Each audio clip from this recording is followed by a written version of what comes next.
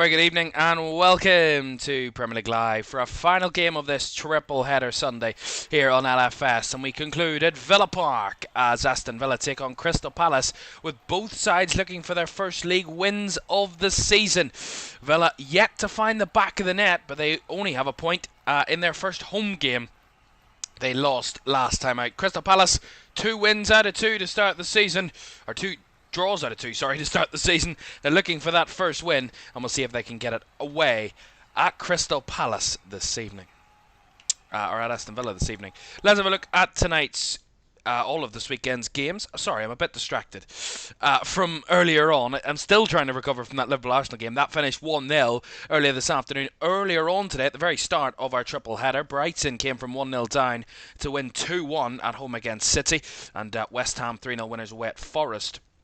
Already this weekend, yesterday Chelsea won at home, as did Man United by the skin of their teeth, as did Sunderland. It was a defeat at home for Spurs against Bournemouth. Everton won away against Wolves, and it was a goalless draw, the only draw of the weekend, by the way, between Leeds and Newcastle that finished goalless. Analog says, hey mate, good win that. It was a very good win for Liverpool earlier on this evening. I hope that's what you're talking about anyway. Thank you very much for joining us. It is great to have you all with us for this one tonight. They're out at Villa Park. Aston Villa against Crystal Palace. So some interesting team news to tell you about, and we'll tell you that now. Let's have a look at the two teams, starting with Aston Villa, and their goalkeeper Bizet is between the sticks. Marco Bizet is between the sticks tonight. No Emi Martinez after he's been linked with a move away to Man United. He is missing this evening. A back four from Villa. We think they're going for a 4-2-3-1. Matty Cash, Ezri Konsa, Tyrone Mings and Ian Matson in defence. In midfield, Yuri Tielemans, and we think it might be John McGinn, Evan Gersond makes his first Villa start this evening at home, with Daniel Mallon and Morgan Rogers also in attacking midfield, with Ollie Watkins leading the line. On the bench for Villa this evening, Proctor, Digne, Torres, Bogard, Rowe, Patterson, Buendia, Jimo and Burrows. A very young Villa bench. For Crystal Palace, as I said, unbeaten this season. 2 draws out of 2 to start the season. They want their first win here tonight. Dean Henderson starts in goal. A back 5, of course, as usual, for Palace. Daniel Munoz, Chris Richards, Maxence Lacroix, Mark Guehi starts as captains Palace tonight. Could it be his last appearance for them? And Tyreek Mitchell at left wing back. In midfield, Adam Wharton and Will Hughes. Daichi Kamada we think will be in a front 3, but could drop into midfield as well. Ismail Assar and Jean-Philippe Mateta leading the Palace line. On the bench for the Eagles, Benitez, Klein, Sosa, Cardines, Lerma, Jeremy Pino, who only signed this week, Roman Esse, Rodney and Justin Devaney. It's Aston Villa against Crystal Palace, and it is a late game on a Sunday night. Not usual this in the Premier League, but this is our last game before the first international break of the season. Will one of these teams get their first win of the season? Or will they be going in winless into that international break? We'll find out. Kick-off at Villa Park is next.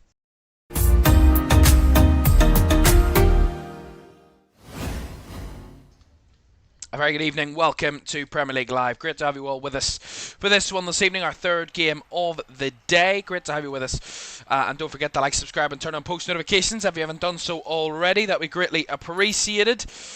And we thank you all for joining us here this evening on LFS. As I was saying about Mark Guehi, he captains Palace tonight. Of course, he's been linked with a move away to Liverpool. This transfer window, of course, the deadline day is tomorrow.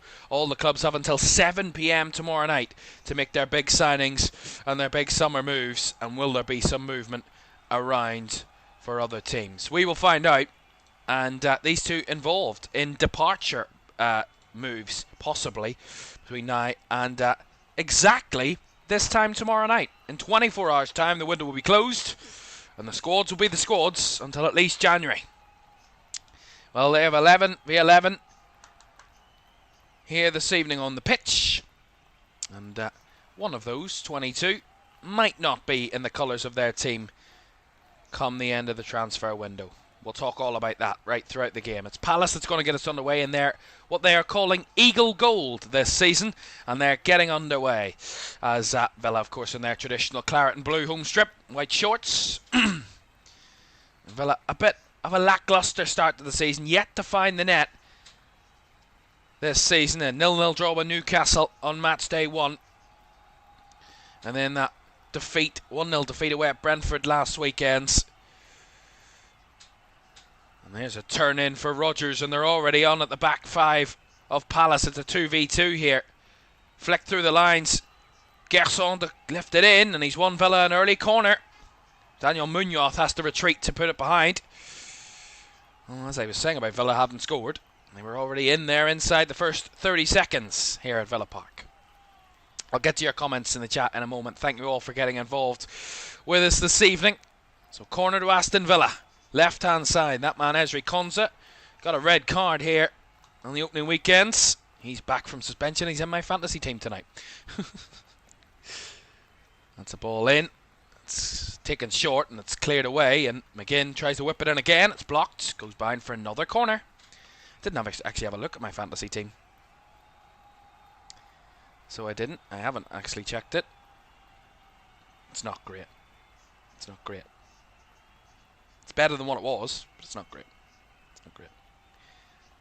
Hopefully Donyell Malen or Ezri Konsa can give me something out of this game. Corner to Aston Villa, second of the game, inside 2 minutes. This one whipped into the box, and the header by Yuri Tielemans is over the bar. Gary in the chat, happy Scouser here. Yes, I'm very happy myself as well. Gary, if you can see my shirt, it's no question who I'm supporting. Joseph says Crystal Palace or draw is at 8-1, or 8-11, sorry. Not bad. Not bad. I gotta say, I'm not a betting person. I don't know about odds. I don't know very much about the betting world per se. As there's going to be a pull there by John McGinn on Daichi Kamada. Spotted by the referee, Stuart Atwell, and he's going to give a free kick to Crystal Palace.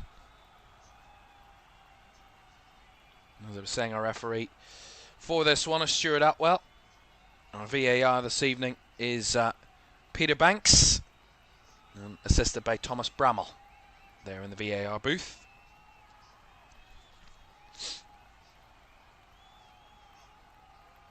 A Real English says, what do you think would motivate Emi Martinez to move to Man United? I haven't got a clue what would motivate him to move to Man United. Probably first team football, maybe, because they've gone with this the young Marco Bizet at Villa now in the goal, and clearly Unai Emery feels that he's the best to bring Villa forward. But I mean, Emi Martinez, there's no question that why Man United are going for him. A very experienced World Cup winning goalkeeper. I mean, he's got all the experience you need, and certainly can save shots, which is something Man United are desperate for at this minute in time. A goalkeeper that can save things. But I think for him, I would say the only thing that probably get him is, I would say, first team football. Well, that I remember you from yesterday. I'm not going to even say your name, but the guy in the chat that's put just so much inappropriate stuff into the chat. I put you in timeout for 24 hours yesterday, and you're now just going to be banned. I mean, there's just no need for that. Terrible, terrible, terrible language. And no more of him. That was just disgusting. Anyway, back to the football. But yeah, I think Emi Martinez, I think the only thing that would motivate him is first team football, because Man United are desperate for it, and he doesn't seem to be getting in the favour of Unai Emery at the minute.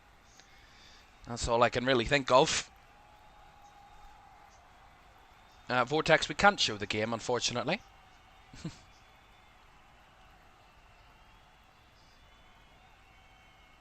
Konsa. Tielemans. Right to the left-hand side from Matson. Comes into the side for Lucadinha, who usually plays out in that left channel for Villa at left back, but Ian Matson into the side here this evening. Tielemans lays it out wide here to Gerson. Back inside to Tielemans. Now let's link up with Matson. Good play from Villa. Trying to get their passing rhythms going in these early moments. McGinn in a tight space. Flicks it over the top. Header made by Munoz. Wharton was a little loose, but that's cleared away by Maxence Lacroix. And Villa retrieve the ball at the back here as Matson gives it to Ezri Konsa. Now, what's my prediction for the game? I didn't show you my prediction, actually. What did I predict for this game? I can't remember. 3-1 to Aston Villa, I predicted on Friday. That's my prediction. That's what I said. Aston Villa to win. I don't think Aston Villa will go into the international break without a win. That will be a real damning display. They're currently in the bottom three, Aston Villa, along with Fulham and Wolves. As it stands, that is with a draw. They would be second bottom in the league if they lost this game, did Aston Villa, with only Wolves with a worse score percentage or points total. Wolves are the only side without a point in the season. Villa have exactly 1 point. Everybody else, the other 18 teams, have 2 or more points from their first 3 games, which makes it shows that the Premier League's very competitive. More than anything, that only one team hasn't got a point after 3 games. That's a lovely ball in behind there by Rodgers. A little bit away from Watkins and 2 English players there, and Watkins and Guehi. Guehi clearing it away. It's kept in play down that right side, to the distaste of the Villa fans on that side, but their captain John McGinn comes and sweeps it back into the home side's favour.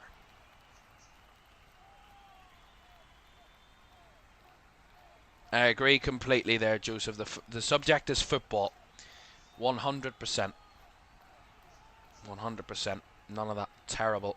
I mean, even if it wasn't the topic of this stream, I mean, that's just disgusting comments to be made, but in any area of the world, as McGinn forces a through ball there, Palace can pick it up. Guehi a little bit loose, and it actually turns out to be an Aston Villa throw as it comes off him last.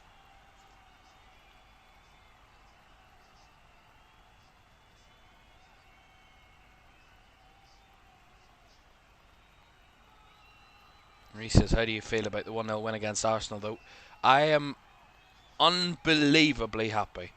I mean, that's a massive win. I know we talk about it's early in the season, there's a long way to go, and I said it in the commentary earlier this afternoon. I said that no matter what happens in this game, there's still 35 games to be played for both of these two teams, and I agree with that. But what I said on Friday night in the Championship between Leicester and Birmingham, and I said how key moments can be difference maker, and big wins against the big opponents early in the season could be something you look back on in March, April, May time. That's what I would say. Liverpool haven't beaten Arsenal at home in quite a few games. The last 3 games they played in the Premier League at Anfield ended in a draw. So it's been a few seasons where Liverpool haven't been able to get that job done against Arsenal, and they have, and that could be a difference maker come what will be, I expect, a very tight season at the top.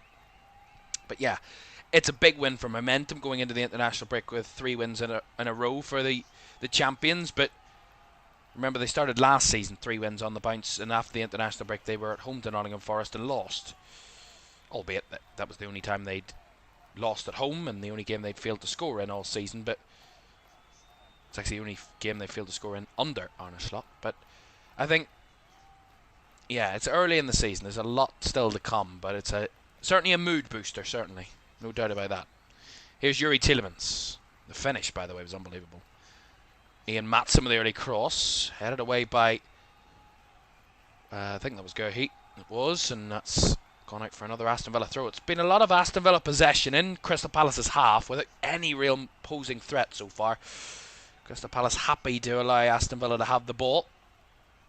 Matson will take this throw in on the left-hand side. And Rodgers will switch it out to Matty Cash on the right-hand side. He takes it down into space. Cash. Inside to McGinn. Crossing out of Mings. Goes down the left-hand side, and it's a real battle. It's going to see a free kick go Aston Villa's way. Garçon wanted to take it quickly, but the referee was coming over to check upon Daniel Munoz, who's down.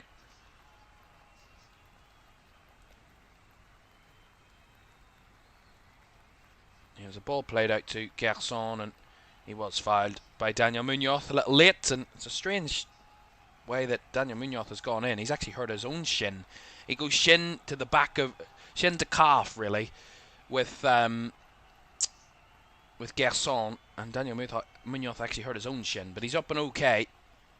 So he hurt himself with that challenge, distracted the Crystal Palace right wing back, and now it's to Crystal Palace. Oh my God, Aston Villa's right back now will take this free kick. And Matty Cash, right-footed.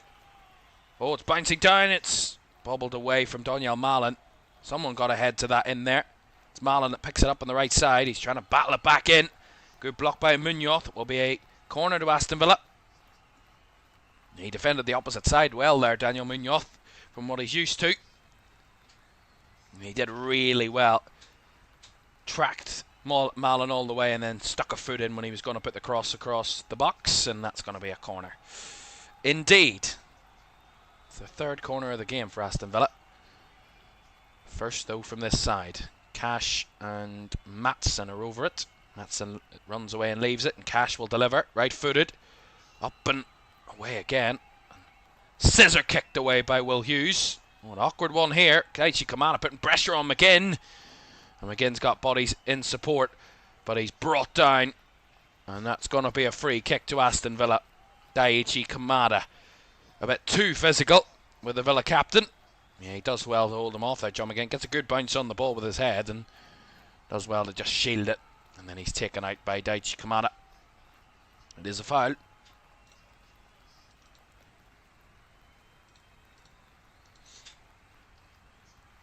Matty Cash.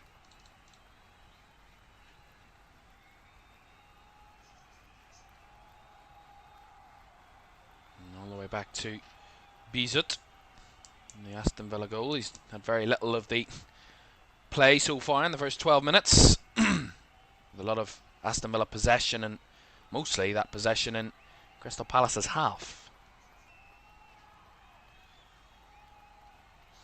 Well, Aston Villa are unbeaten in the last 8 Premier League home games against Crystal Palace. 1-5, drawn 3. Since a 1-0 loss on Boxing Day 2013 against Crystal Palace. I'll tell you who scored that in a minute. Here's Morgan Rogers, if I can tell you who scored it, as he flicks it in behind for Watkins, well closed out by the Palace midfield. Mateta takes a touch as he gets it from Hughes, but look at John McGinn, wonderful in the midfield, on the ground, spinning like a bottle top, and he's still got the ball.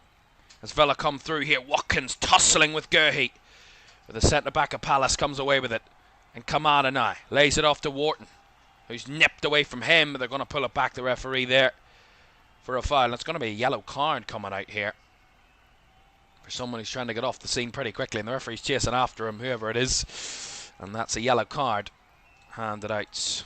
Daichi Kamada was brought down, and it's Matty Cash, I think, it's got the yellow. Yeah, he's late there on. It's really dangerous there from Matty Cash. He sees the heavy touch and he comes in to win the ball, and he actually catches the foot of Daichi Kamada. It's very, very lazy and very clumsy. Of course, they've already seen a man sent off this season, Aston Villa. Ezri Konsa was shown red in their game here at Villa Park, and they're going to check this VAR for a possible serious foul play. Well, the head of Chris Richards blocks that view. I think they're just going to check and clear it. I think a yellow card is the right decision. It was high though, he was lucky. Any higher and it definitely would have been a red, but it was just on the threshold, and I think they will stick with the on-field decision there. Guehi. Wharton, under pressure, was not fouled, was dispossessed pretty easily there, as again Villa try and overpass it. There was no need for Watkins to try and pass it off to Tielemans there. They were through, but that's what allows Palace back into the ball, or into the game and onto the ball. Mitchell. Guehi. Lacroix. Into Wharton, and gives it back to Maxence Lacroix. Now to Richards. Down the right channel comes Munoz. Drives inside. Plays it back to Maxence Lacroix. Bit of possession here for Crystal Palace. They've had less than 25% of the ball up to this rate. This long diagonal there from Mitchell. Nicely stopped by Tyrone Mings, and Cash tries to bring it down. He's dispossessed there. Palace playing it nicely. Guehi into Wharton on the spin. Lays it out to Richards. Palace taking a little foray into Aston Villa's half. Here with Mark Guehi again. Adam Wharton to Richards. On the right is Munoz, and he flicks it in behind for Ismail Assar. He was slightly dispossessed, but it's nicely kept by Wharton to keep the pressure on Villa here out of possession. Good movement there from Crystal Palace. Reece says that we just beat Stoke 1-0 yesterday. Who beat Stoke? Stoke. Oh, West Brom. Yeah, West Brom. We'll be watching them, actually, a few times in the Championship this season, so if you want to stick around for that, we will watch them. We have a couple of confirmed games. If I can actually get the graphic up for you. We will be watching a lot more of the Championship, excuse me, across September and October that we have organised. Something I was looking at to try and show more Championship games, do more Championship games this season. And I've got, I think, 5 confirmed for you. Yeah, I'll get those to you in a moment, because here come Aston Villa. Maatsen, I'll get the graphic up in a second. Maatsen to Tielemans. McGinn. Tielemans. Maatsen. Bit of Palace possession came to nothing there. This is of what's coming up in the Championship here in LFS. 5 games across September and October that we'll be doing. Mostly Friday night. 4 of those 5 games are all Friday night games. We're at the Riverside for Middlesbrough v West Brom on the 19th of September. Then that following Monday night, Millwall will take on Watford at the Den. We'll watch that one. Then on the Friday night after that, we're at the Hawthorns as West Brom host Leicester. Wrexham host Birmingham on the 3rd of October. And on the 17th of October, it's Middlesbrough taking on Ipswich. That's our Championship coverage coming up in September and October. And we might have more games, but it depends on what the Premier League fixtures are, because if there's Friday night Premier League games, then we'll be doing those. They will take precedence, of course, but if there isn't Championship, if there is any Friday night Championship games, they will be on the top of our list. Flick ball over the top here for Garçon. Richards did well and puts it out for a throw-in. 11 Garçon into the Villa side tonight for this one. His home debut for the club in the Premier League. He signed on August the 8th for £26.1 million, according to reports from Nice. And came through the Nice Academy, did Evan Garçon, from the Ivory Coast, and originally, or Côte d'Ivoire, as the country is in its natural language of French, I believe. 24 years old, 6'1". He's right-footed, and he's a very attacking player. He did play against Brentford in that game for Villa. He didn't start that game, but he did come off the bench. So this is his first Villa start and his first official home debut for Evan Garçon this evening. Here's Daniel Munoz. Richards. Lacroix to Mark Guehi. Breaks the lines, finding Mateta, who pokes it through for Daichi Kamada. Rounds the keeper. The ball is cleared wide, but it's going to be a penalty to Crystal Palace. It looked like Marco Biza came flying out, and as Daichi Kamada tried to skip past him, he took him down, and Daichi Kamada wins Crystal Palace a penalty. Is it going to be any further action? We will see. I don't think so. See it here. It's a lovely line-breaking ball by Guehi. Mateta does well. I think Cameron has just held his run. And as he takes the touch inside, Biza comes. He catches him. Gets none of the ball, the goalkeeper. That's definitely a penalty. No doubt about that. Yeah, it's really good from Daichi Kamada. Good clearance by Villa, but it's definitely a penalty. He had to think about it, the referee. I mean, the goalkeeper has no arguments there, in my mind.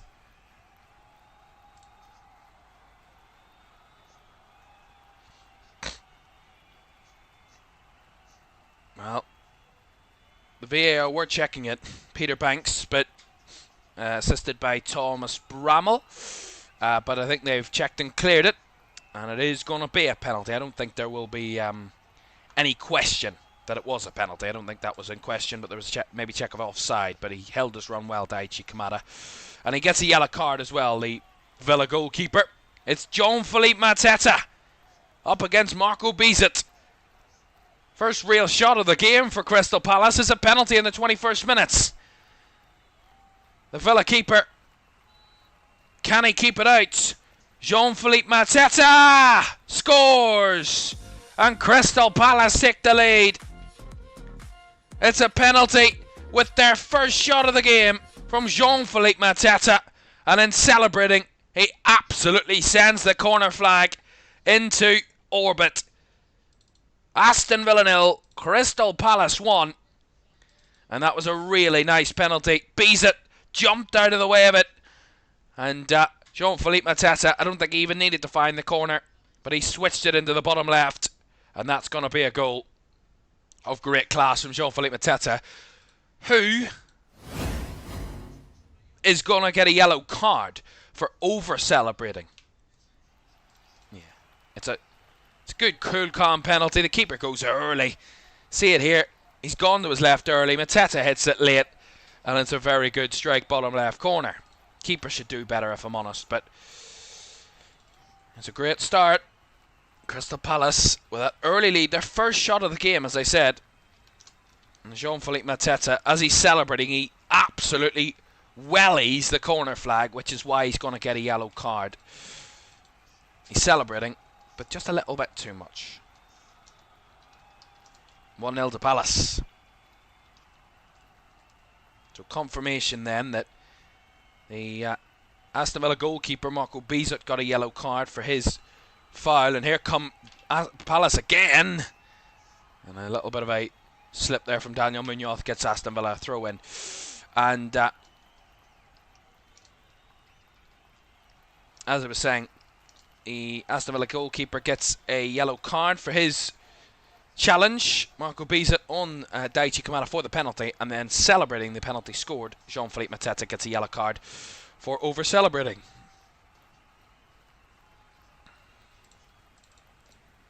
And another day where Unai Emery's side have to find a way back. They couldn't when they played Brentford last week.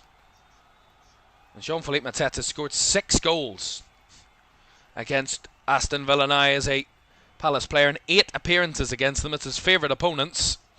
He loves to score against Aston Villa. They beat Aston Villa 3-0 in the FA Cup semi-final last year, of course, if you remember. Ismail Assar with 2 and Ebere Eze with the other. Villa drew the other meeting here at Villa Park last season as Gerson with a strike straight down the throat of Dean Henderson. It was worth an effort, worth a hit, but easily gathered by the Crystal Palace goalkeeper. Yeah, Palace thrashed Villa as well late last season at Sellers Park, 4-1. That's a lovely little ball flared in behind. Here's Jean-Philippe Mateta again. He fends off the defender and he works it back into the box. It's headed clear. Wharton chasing down to win it and does really well. Plays the pass.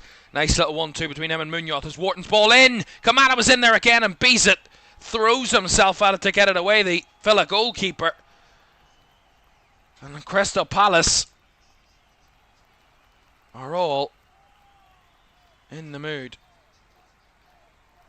Lovely from Wharton, and Kamada makes that run in behind again, and he terrifies Marco Bizet. He's terrified of him. He comes and wins the ball and he punches it away, but Daichi Kamada, look at those late runs into the box, causing Villa a threat. They're going to go with a long throw here. Chris Richards on the left hand side. Long throw into the box, cleared away at the front post by Cash, and recycled all the way back to Tyreek Mitchell. I don't know why he chose the high kick for celebration. Yeah, he just got too excited, really, Jean-Philippe Mateta. And he absolutely volleyed the corner flag.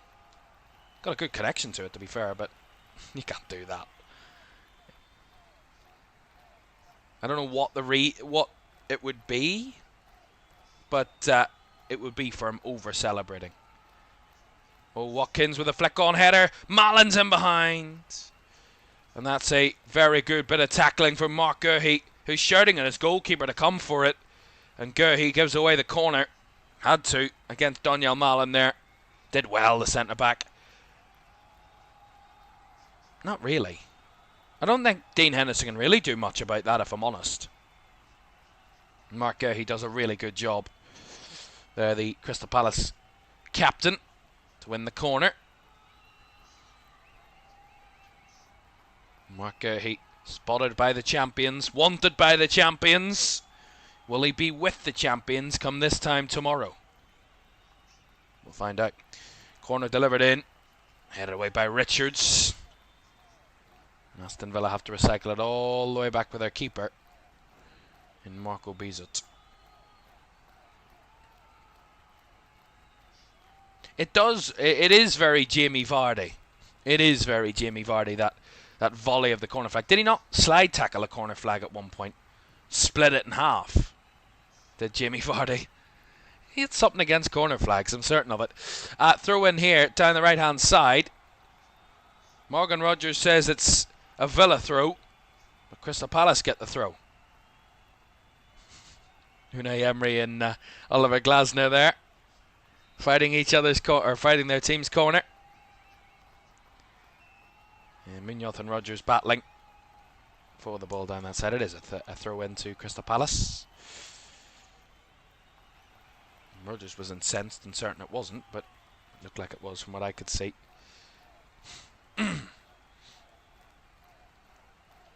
Munoz with a long throw, although I think it's a foul throw. Yeah, it's going to be a throw into Aston Villa. After all that, fighting his corner to win the throw in, and he takes a foul throw.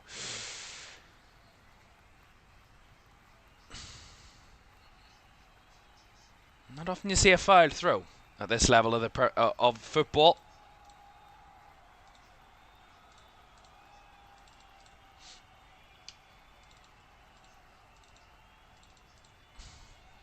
Here's Ezri Konza.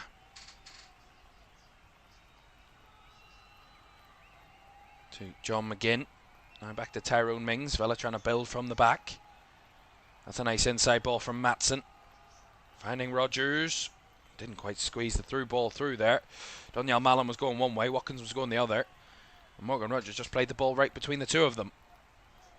Didn't quite find anybody there. Trying to build from the back are Aston Villa. Haven't really got the benefit of it just yet. Gerson out in that left-hand side, well challenged. Munoz trying to flick it forward to his centre forward, but Mings there to break that apart, and the back pass from Hughes was cleared away by Dean Henderson. Again, taking too many touches to try and bring it down, and Hughes will switch it out to the right side. That's a beautiful ball. Here's Munoz at the byline. He whips it across, and the header is off target. If there was less on that, Ismail Assar would have had an empty net to find. But Munoz put so much on it, it was hard for Ismail Assar to direct it. Beautiful ball by Hughes. Plays it out wide to his wing back. Munoz gets around the defender, whips the ball in. It's a great delivery. It's just too much pace on it, unfortunately. And I think for Ismail Assar, he gets contact with it too late. Jumps too late. And if he was diving onto that one or gets above it, it was a real good chance to score, but he just didn't get up high enough and quick enough, and the pace on it just took it away from Ismail Assar in the end there, but it was a great opportunity. Will Hughes wins a free kick here for Crystal Palace, high up on the left-hand side. Reece says, can you imagine if Villa win the Europa League and get relegated? I don't think Aston Villa will get relegated. I mean, it would be a surprise if they did, but I don't think so. You never know. You've seen stranger things happen. Josh says, I've always liked Palace's football. Yeah, they play a really nice style of play to Crystal Palace. They play that back back three / back five, but you don't see that often with that in the Premier League. But Palace do it so well, really, really well. The referee Stuart Atwell's not happy with the fact that he blew the whistle for Palace to take the free kick, and they changed their free kick taker when the whistle went. So he had a conversation with the Palace captain Mark Guehi about it, and the free kick's delivered in and handed it right into the gloves of the Aston Villa goalkeeper. 30 minutes gone. Aston Villa 0, Crystal Palace 1. Here this evening to round off our bumper triple header of action here on this final Sunday before the international break. There's Konsa. Matty Cash. This is my 17th Premier League commentary of the season. 6 in week 1, 6 in week 2, and 5 this weekend. And I've loved every single moment of it so far. It's been great to have Premier League football back and enjoying it with you all. Thank you all for joining us. That's an inside diagonal there from Matson, but no one in the middle to find again.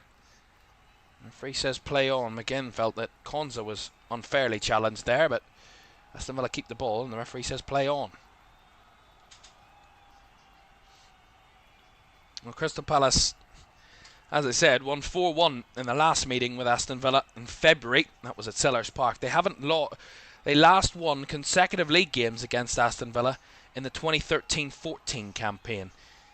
So it's been 12 years, 12 years since they've done that. Tonight will be their chance, and they have the lead at the minute, Crystal Palace.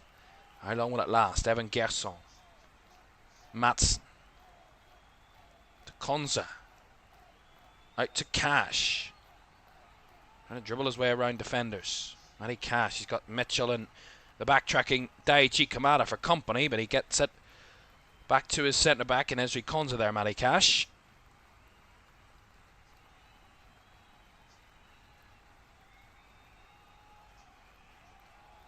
It's a nice move by Mings, and he's played an inside ball there, which Gerson will try and chase, but he will get nowhere near. Chris Richards shields it to the goal kick.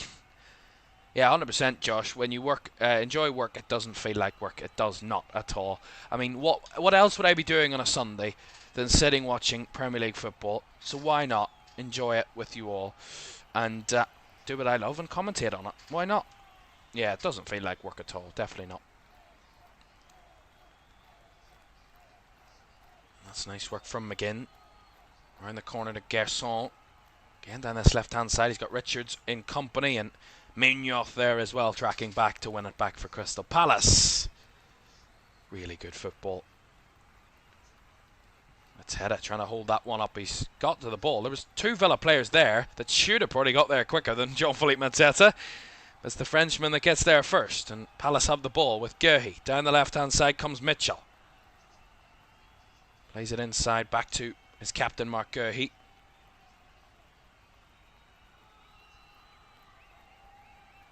Now out wide to Mitchell.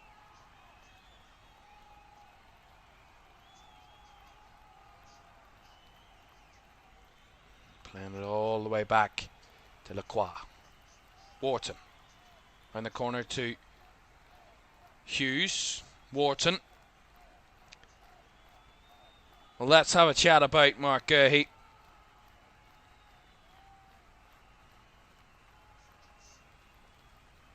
You know, an absolute stalwart at the back here for Palace. He's a crucial player for them. He's their captain. But also at international level, a real experienced now English centre-back who will undoubtedly be one of the main centre-backs for the World Cup for England next year. He's growing with age. He's becoming one of the best centre-backs in the Premier League, and that's why the champions Liverpool are very much hot on the heels of trying to get him. Of course, he's in the last year of his contract. If you remember last season, as Mitchell delivers in here deep, it's too deep, but it's going to find the other wing back, and Munoz, who guides it back to Wharton, edge of the box. Adam Wharton cuts it back now for Richards, and out wide to Munoz. No pressure from Aston Villa. Munoz into the box. Blocked and cleared away by Aston Villa.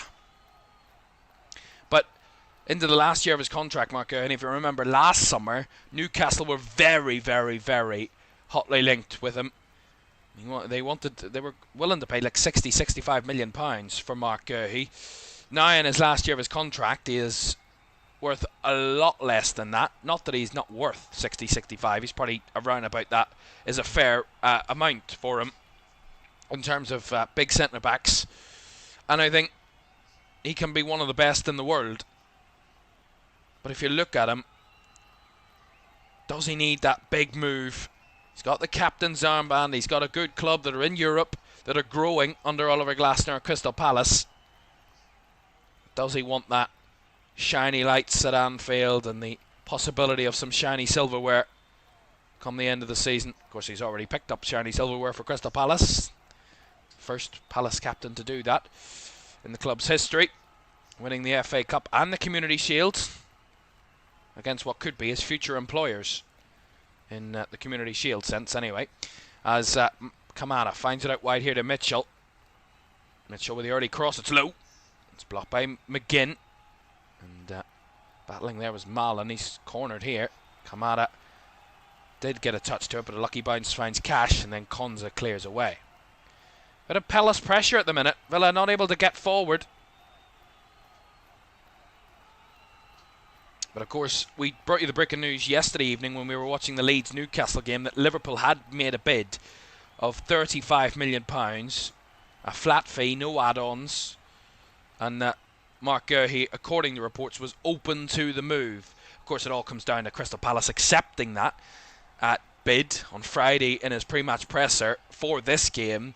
Oliver Glasner said that he expects Mark Guehi to stay this summer. But remember, he hasn't penned a new deal yet. Mark Guehi at Sellers Park, and the question remains: do they get money for him this summer, let him go tomorrow for some money, or do they let him go on a free next summer to any club he wants? That's the big dilemma for Palace. He's a massive player, a very important player. They've been in the market for centre backs, which is a very intriguing prospect that maybe they are preparing for life without Mark Guehi, but you never know. It's deadline day tomorrow. Of course, usually deadline day runs till 11 p.m. UK time, but tomorrow it's to 7 o'clock tomorrow evening the window closes, so less time for teams to do the deals. There's Palace in behind there.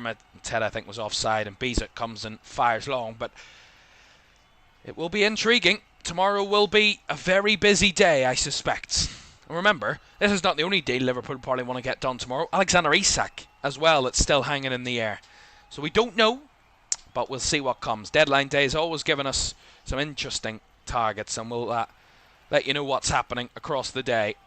We'll be on to recap some things. So if you want a recap of deadline day, we'll recap it, we believe, tomorrow evening. I haven't confirmed this yet, I haven't fully confirmed it, but if you want it, let us know, and we'll be here to react to all the deadline day deals and maybe wrap up the summer transfer window a little bit for you, because it's been a very intense and busy.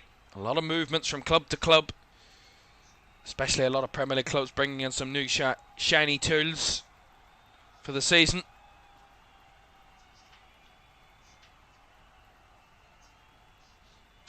Yeah, they do have a knack of signing captains. That's probably why they've been successful, Liverpool, is the fact they've signed players that are so built in a leadership quality. They've got leaders in the team. And who knows, if Mark Guehi does move to Liverpool, he could be, I don't want to get too excited, but he could be the next Virgil van Dijk, in that he's already been a Premier League captain. He could take that mantle and somewhat in the future, who knows, but he has to sign for the club first. Cash finding Malin down the right side. Donyell Malin trying to make something work, but look at Daichi Kamada breaking back to win it back, and then a good battle from Mitchell to put it out for the Aston Villa throw. And Liverpool would want to know how badly Konate is injured to determine how much they want to push for Guehi. Well, they've already bid 35 million. I don't know if that will quite get the deal over the line. I think there might be need for maybe a 40, 45 million that could possibly push it over the line. But yeah, as you say, if Ibrahim Konate's injured, then Liverpool break the bank to get a centre-back that you have needed across the window. We've talked about this. They do need centre-backs, Liverpool. They've already brought in Giovanni Leone. But can they get the job done for Mark Guehi? Flick ball over the top here. Guehi has a bit of defending to do. It's Ollie Watkins. He's got to break the ball. Good shot. Well saved by Dean Henderson. Great save. Ollie Watkins poking at it. But Dean Henderson putting it wide from his international teammate. Again, we see it here. It's a great ball forward. Watkins holds his run well. It was Lacroix, I think, they may have played him on. And they ball in behind, bouncing in front of Watkins, and he pokes it on the volley. And a reactionary save from Dean Henderson fires it away from goal. That's a great save. Corner to Aston Villa. Looked like it was his face that he saved it with. Corner to Villa. The two fullbacks, Cash and Maatsen over it. Cash leaves it. Maatsen takes it. Flicked on by Tielemans. And another header from Tielemans that goes over the bar.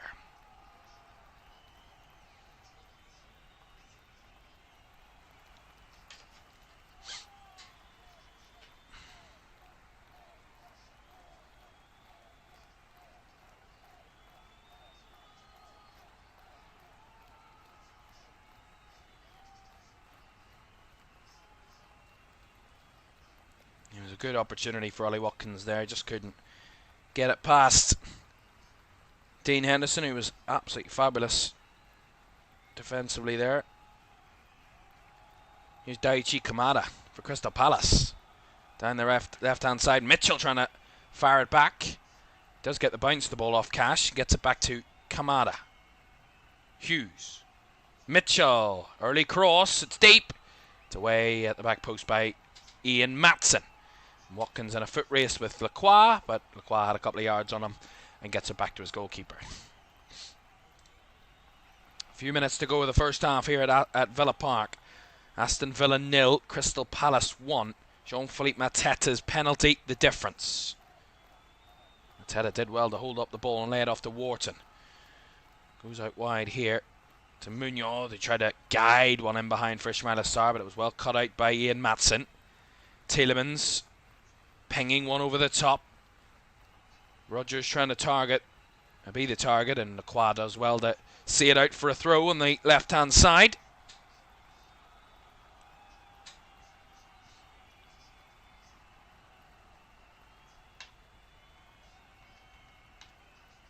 They've had more shots in the game, Aston Villa than Crystal Palace, 4-2. Palace have had two big chances to Villa's one.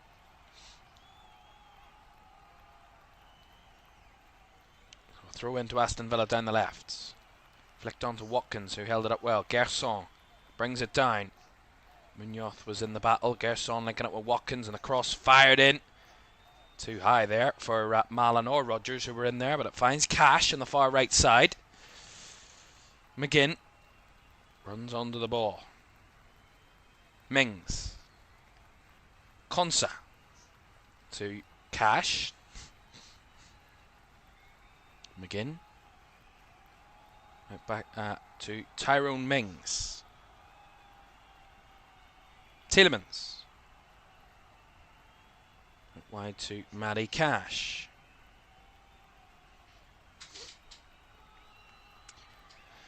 Well, Aston Villa are unbeaten in their last 19 Premier League home games, winning 11, drawing 8. Their longest current unbeaten run on home soil of any side in the Premier League. The Villains last had a run of 20 or more unbeaten home league games between October 1971 and September 1972, when they went 23 games unbeaten at home. While in the top flight, they last did it so between December 1922 and January of 1924, 26 games unbeaten at home. At the minute, they're going to have to try and score their first goal of the season to try and fend off Palace's attack and continue that unbeaten record. Very slow and laboured Aston Villa. Cash down the right side. Mallon gets it off his fullback, plays it inside to the captain, John McGinn. Again, taking their time on the ball. Very hesitant, Aston Villa, on the ball. Need to be sharper, need to be quicker, need to move it better. These are all basic things in football. Aston Villa are making the crowd a bit unhappy. Matson is closed down, and now Crystal Palace are in behind, and it's Mateta again, and the goalkeeper does well to send it flying. And Gerson tries to bring it down. And there were 3 additional minutes at the end of the first half here at Villa Park. Crowd want to put the energy from their team. Marlon does well, rolls it, try and find Watkins. A little bit better. Watkins might have been offside, but flag stayed down. It was Wharton, skips past McGinn. Out wide to Daichi Kamada. Sorry. I don't know if it is Kamada or Kamada. I've always said Kamada because it's usually... I mean, don't ask me about Japanese pronunciation, but I would say Daichi Kamada. That's what I've heard. Anyway, Chris Richards. Easy to say that name. Daniel Munoz inside to Wharton. And Sarr. Back to Munoz. And Palace will just be comfortable with the possession at this minute in time. Well, Crystal Palace have drawn their first 2 Premier League games this season. A 0-0 with Chelsea and a 1-1 against Nottingham Forest. But they've only drawn each of their opening 3 games of a league season twice before.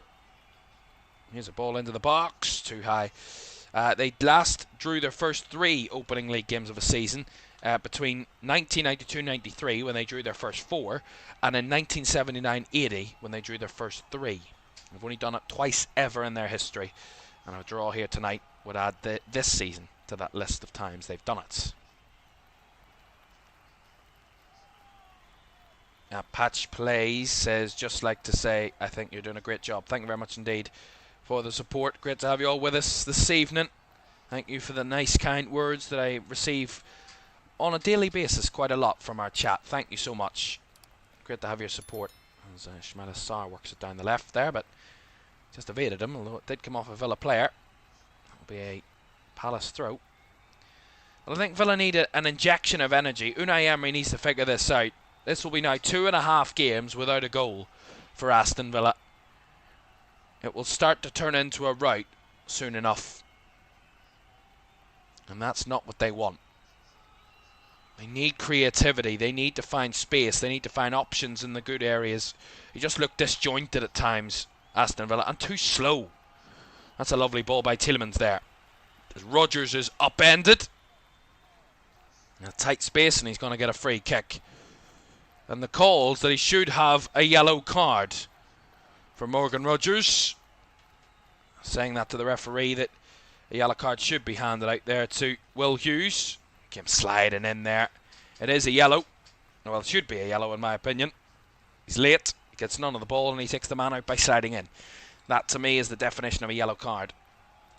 But he doesn't get one from what I could see. And he doesn't. So the referee, just a free kick to Aston Villa right at the end of this first half. Can they snatch a leveller before the break? Aston Villa. Yuri Tielemans with the ball in. Right into the hands of Dean Henderson. It's right straight up and catching practice for the Crystal Palace goalkeeper. And there is the half-time whistle from referee Stuart Atwell. A first half that the Villa fans are not particularly happy with. They've now seen their team go a total... Although, hold on.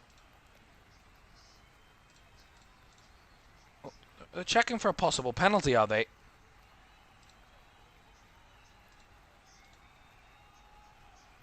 Well, they've blown the whistle. The check is complete. It's half-time. That was strange. The referee had blown the whistle to call for half-time.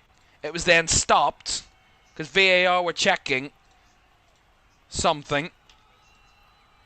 And in the end, the check is complete. They were checking for a possible penalty. But it's half-time, nothing doing there. And it is a very unhappy first half for Aston Villa.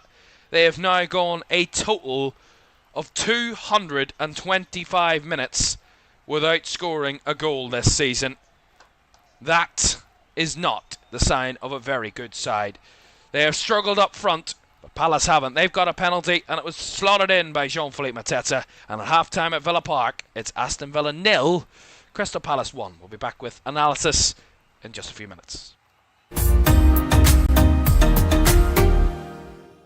Your one last kick. This is gonna be it. This is the moment. Vicario kicks this. And Liverpool are there. Liverpool are Premier League champions. And there it comes. Crystal Palace, for the very first time in their history, are FA Cup winners. Oh, he's found the net. Oh, what a goal. Kvaratskhelia is through, wants to add a fourth, and does so. Ahmad, oh my goodness me. That is absolutely unbelievable.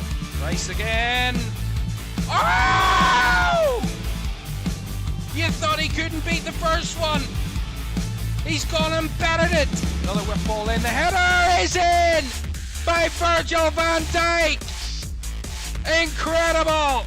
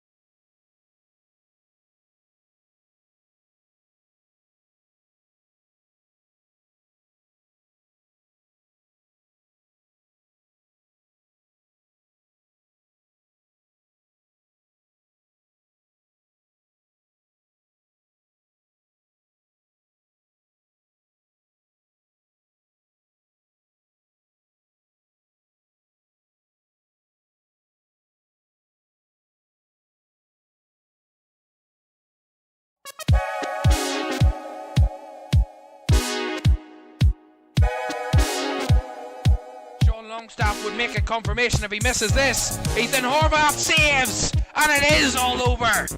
What a performance from the championship side. All the turmoil off the field. A horrible summer they've had. A horrible start to the season. Their fans boycotted this game tonight in protest of the owners. Well, on the field, they did everything right. Ethan Horvath was an absolute hero. Saved 2 penalties. The other one was skied over the bar. He made some great saves in the 90 minutes. Sheffield Wednesday deservedly through to round 3 of the Carabao Cup. It's up to Mbeumo to level it again. Sudden death, missing the right. Score and they keep it alive. Mbeumo against Pym, surely something. He's at the crossbar! Manchester United are out! Can you believe it? The woodwork denies Brian Mbeumo. It wasn't even the goalkeeper after all that. 25 penalties taken. It took a mere mile to get there, but they're flooding the pitch. Grimsby Town have one of the most unbelievable cup upsets in the Carabao Cup history. They've beaten Manchester United 2-2 inside 90 minutes, and after 26 penalties taken, Grimsby have won by 12 penalties to 11. This is a night that will be going down in Cup history as one of the most unbelievable nights in Cup history. Wow.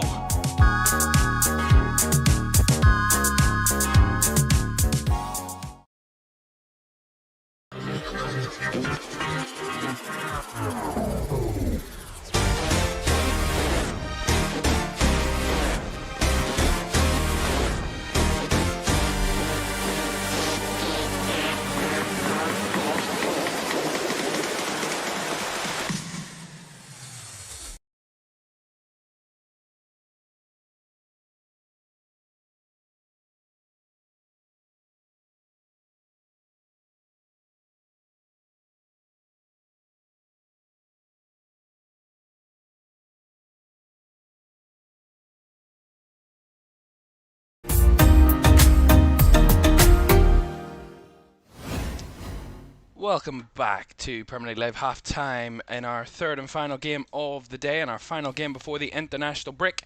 It is Aston Villa 0, Crystal Palace 1. Daichi Kamara brought down in the box by the Villa goalkeeper, and Jean-Philippe Mateta for the 6th time he has scored against Aston Villa in a Premier League game. His favourite opponents, clearly, and that is what gives Crystal Palace the lead there. This is a full review of all the games at the weekends. It's been a great weekend of action across the Premier League. Chelsea winning, Man United winning, Sunderland winning for the 2nd time at home, Bournemouth going to Spurs and coming away with a victory and a clean sheet for Bournemouth, Everton winning away at Wolves, a 0-0 draw, the only draw of the weekend so far between Leeds and Newcastle. That was goalless yesterday. Brighton came from behind to beat Man City earlier this afternoon. It was a late show from West Ham at the City Ground, 3 goals after the 84th minute. Meant it was a first win of the season for Graham Potter's Hammers, and Liverpool needed that 30-yard screamer from Dominic Szoboszlai to beat off Arsenal. It seems like the champions are off to an absolute flyer, 3 wins from 3 earlier in the season. And Crystal Palace are 1 up against Aston Villa. We'll recap all of those and show you the live table, the table after 3 match days after the game here at Villa Park. And at half time, as I said, it is 1-0. The second half's on the way in a few minutes, by the way. But this is what's to come here in the Premier League on LFS after the international break. Our game of the week for match week 4 is the Manchester Derby. It is Manchester City taking on Man United when we return in 2 weeks' time, 2 weeks today, at 4:30 on Sunday, the 13th of September. Also that weekend, we'll be watching or actually that's Sunday the 14th of September, I do apologise, the 14th of September. Also that weekend we'll be watching Burnley take on the champions Liverpool at 2 o'clock on that Sunday. There's also action. Arsenal host Nottingham Forest in the lunchtime game on the Saturday, and there's 2 late games on the Saturday for you as well. West Ham taking on Tottenham in a London derby, and another London derby as Brentford host Chelsea. Those are all the games after the international break.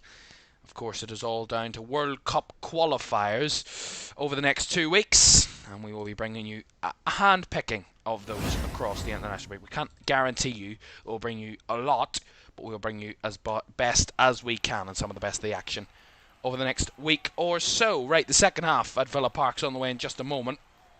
And what was somewhat a lethargic first half at times from Aston Villa, really slow, really laboured in their play, more back to moving back the way rather than going forward too often. And in the end, you got to say, Aston Villa struggled to find a way past Crystal Palace, but they needed a big save off Dean Henderson as well from that really good chance from Ollie Watkins. But it is the penalty from the other striker in the game, in Jean-Philippe Mateta, that has the visitors ahead. And at the minute, it is looking very glum for Aston Villa. They will be second bottom after 3 games if they lose this tonight. They have yet to score in the Premier League this season. I can now tell you, and I can tell you across the weekend, they're the only side that hasn't scored in the Premier League this season. All other 19 teams have scored at least 1 goal. Leeds were the only other team that were anywhere near close. They only scored on the opening day, but they have scored. Villa would be second bottom. Only Wolves have lost all of their 3 games so far. They would be lower than Villa on the table and the only team with fewer points. So we will see if Aston Villa can turn it around, and Unai Emery and his team are trying to do that. It looks like he's going to go to his bench here, Unai Emery, the Spaniard. He's going to bring on Emi Buendia, it seems like, to try and change this game. They have lacked that intensity up front, Aston Villa, this afternoon so far. As I said, they've looked a bit lethargic and slow, and they've needed to really re-energise. And you got to say, Emi Buendia might be the man that could make the difference as they are ready to come out for the second half. Then Aston Villa, and Crystal Palace will follow them just behind. At the minute, it will be Oliver Glasner's team that will remain unbeaten and get their first win of the season, it seems, as it stands. After drawing their first 2 games, they would jump up the table to 8th. Crystal Palace, if they win this evening.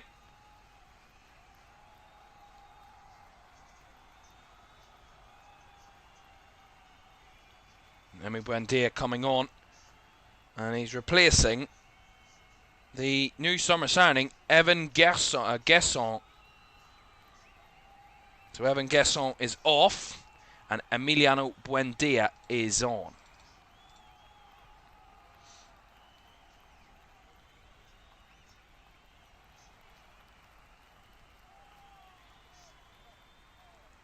Could that half time? So, well, we saw subs already today make an impact off the bench up at the Amex earlier this afternoon. Kind of sub for Aston Villa, reignite this game for them as they get us underway, and they kick towards the Holt End in the second half to Aston Villa, hoping they can inspire a comeback. Well, as Andy in the chat says, the sub coming on for Villa, and Emi Buendia had a very good pre-season. He did indeed. He scored 2 goals and an assist for Aston Villa in pre-season.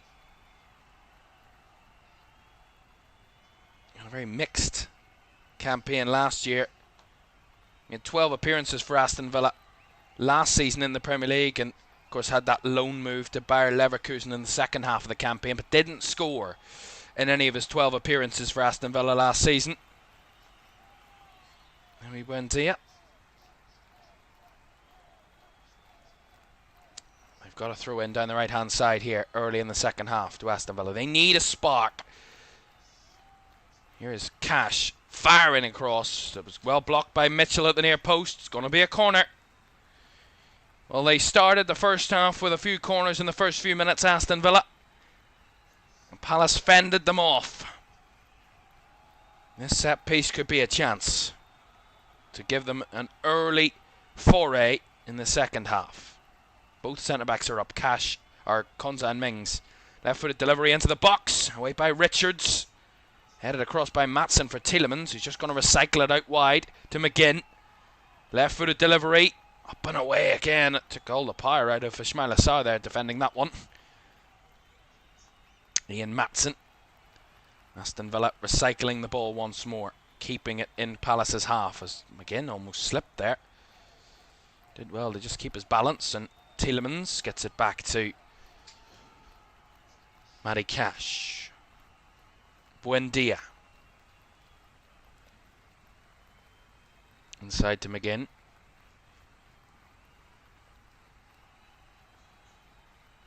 Nice work there from Buendia. Lovely little flick by Rodgers, and finding Emi Buendia. Feeds it down the right-hand side. He's got Mallon for company. Mallon with the ball into the box. It's over the head of Rodgers and kept in by Matson. But Villa couldn't keep possession as Sarr picks up the ball. Wharton trying to poke it through, but Tyrone Mings will see that one and retrieve for Aston Villa. The crowd are up for this in the second half. They need an injection.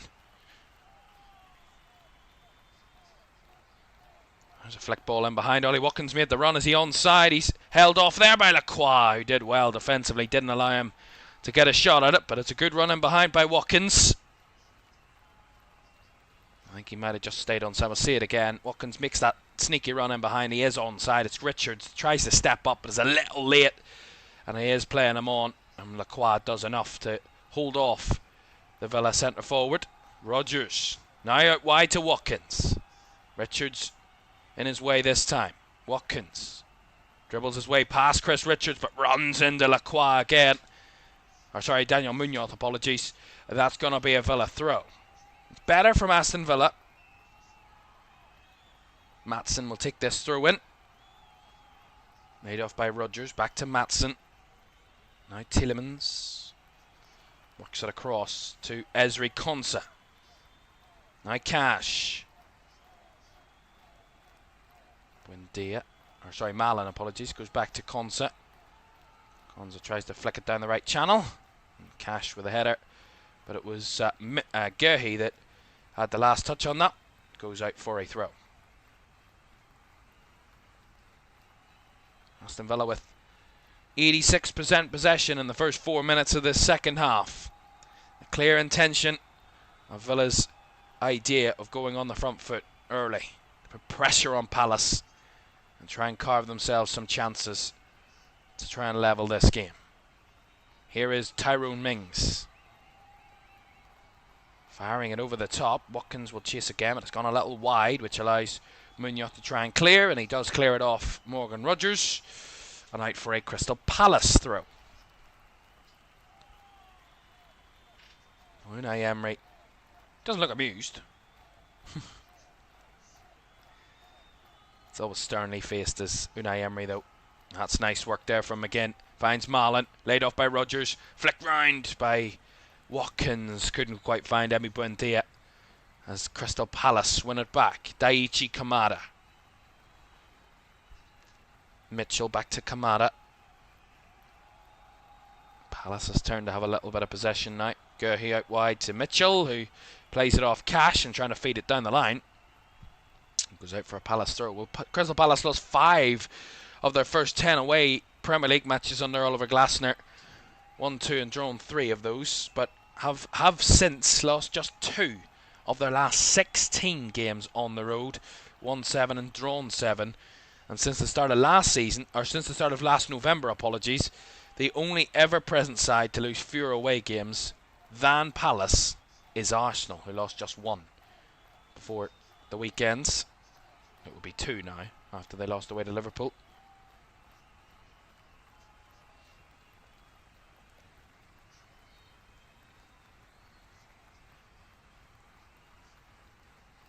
Stuart Atwell, the referee, telling Palace to hurry up. With a throw in down the left. Flicked on and flicked on again by Sarr, trying to find Mateta, who was well battled there by Konsa. And Tielemans on the turn, gets away from Hughes. Although he was bundled over, and that's going to be a free kick, and it's going to be a yellow card for Will Hughes.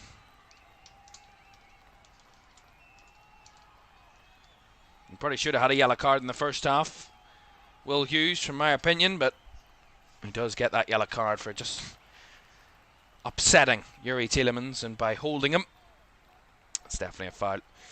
And it's a yellow card for the Palace midfielder. Unai Emery made sure that the referee knew what he was supposed to do there by waving the imaginary card. That's his third yellow card of the season, Will Hughes. Remember, 5 yellow cards before the first 19 appearances. Is a 1-match ban. 3 out of 3 for Will Hughes this season.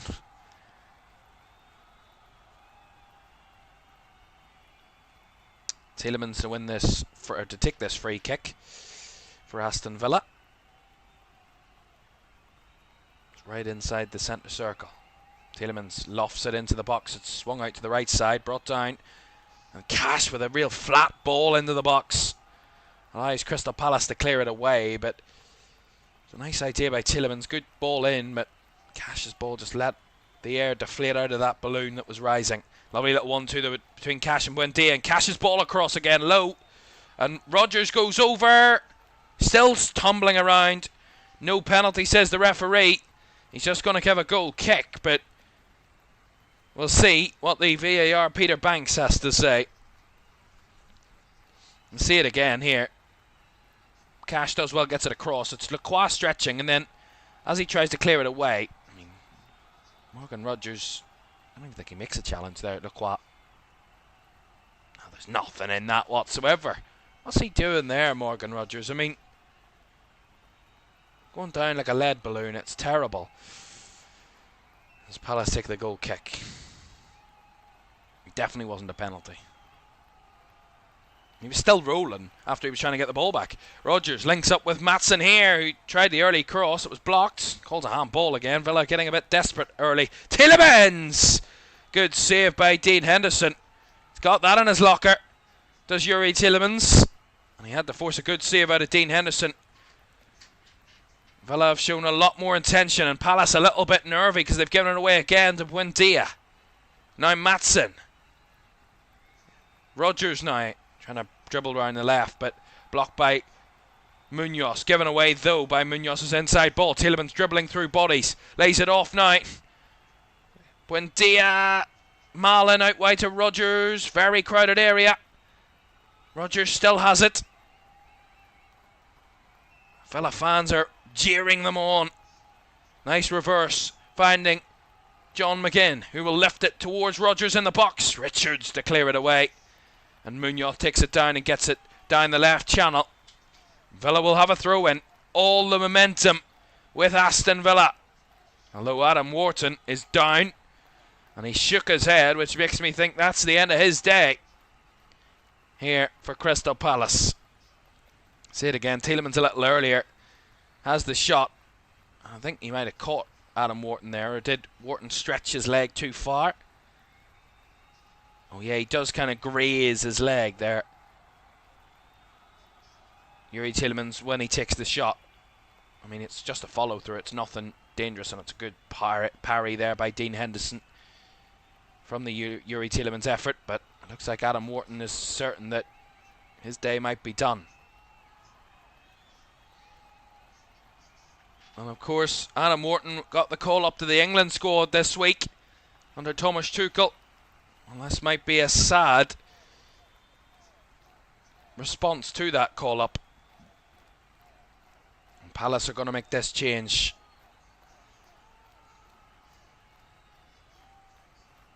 It will be a really sad moment for Adam Wharton if he can't make it for the international break. It looks like he's just going to go off here. He's able to walk on it, so should be okay. But Jefferson Lerma is coming on. They might be taking a bit of precautions, Palace, but it looked like Adam Wharton was uncertain that he couldn't play on from what he, from his body language and the way he was talking to the physio. And Jefferson Lerma on, very experienced midfielder Jefferson Lerma. He's on to replace Adam Wharton, and he has a little chat with his manager and then walks away. So whatever it is, he must know, Adam Wharton, what's wrong right away. Maatsen to take this throw in for Aston Villa. Nice little 1-2 there with Buendia. Back with Mings, now Konza. Villa camped in the Crystal Palace half. Marlon trying to hold on to the ball, and he was bundled over there down the right side by Daichi Kamada. Free kick to Aston Villa. Andy says, I would find it funny, but our manager wouldn't need to do much on Halloween to look like Count Dracula. But it adds that every time he gets viewed, he says good evening in a funny way. He does. Good evening. Good ball into the box there. The header is put behind by Guehi for a corner. Yeah, I love listening to Unai Emery's post-match interviews, not for any tactical insight, just to hear his voice. Very soothing voice. Anyway, corner taken short. Malin back to Maatsen. Now McGinn on the edge of the box, whips one round the back. Richards gets his head to it, but it'll be brought down by Konsa. Cycled back to Cash. Well, really in the ascendancy in this second half. McGinn lifting towards the box. It's deep. It's headed away by Lacroix, but one back well by Buendia. That sub is making the difference. Emi Buendia. Maatsen with the ball in. Not fully cleared by Sarr, who was backtracking. And every time Palace try and get it away, Villa come back at them. Although they've kind of broken that cycle there with a touch from Hughes. And I think Palace will take anything, a bit of possession, just to give a bit of respite to their defenders, because they have been defending almost constantly since the whistle to start the second half. It's been all Aston Villa to start this second half. They've been on the push for that equalising goal of Unai Emery's team. As Palace again can't link it up in the midfield. It's given away cheaply. McGinn takes a nice touch. Lovely little flick round the corner. And he's away on his bike now. Buendia plays it to Rodgers. Morgan Rodgers trying to sneak it in. Good save by Dean Henderson again, down to his right-hand side. Rodgers give him the eyes. And I think Henderson might have thought he was going to the far side. He tries to sneak it in the near side, Rodgers, and good reactions from the Palace keeper. It took a deflection anyway in the process. He had come off the inside of Chris Richards' leg. So he might have been going far post, Rodgers, but the deflection forces Henderson to make the save and gets a Villa corner, which they've taken short. As Cash will hit one from distance. Fired over the bar.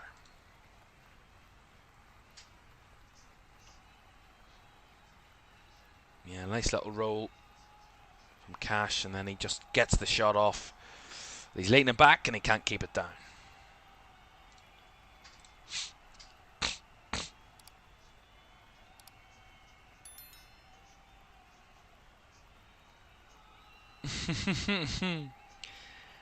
Yeah, Unai Emery's a real character.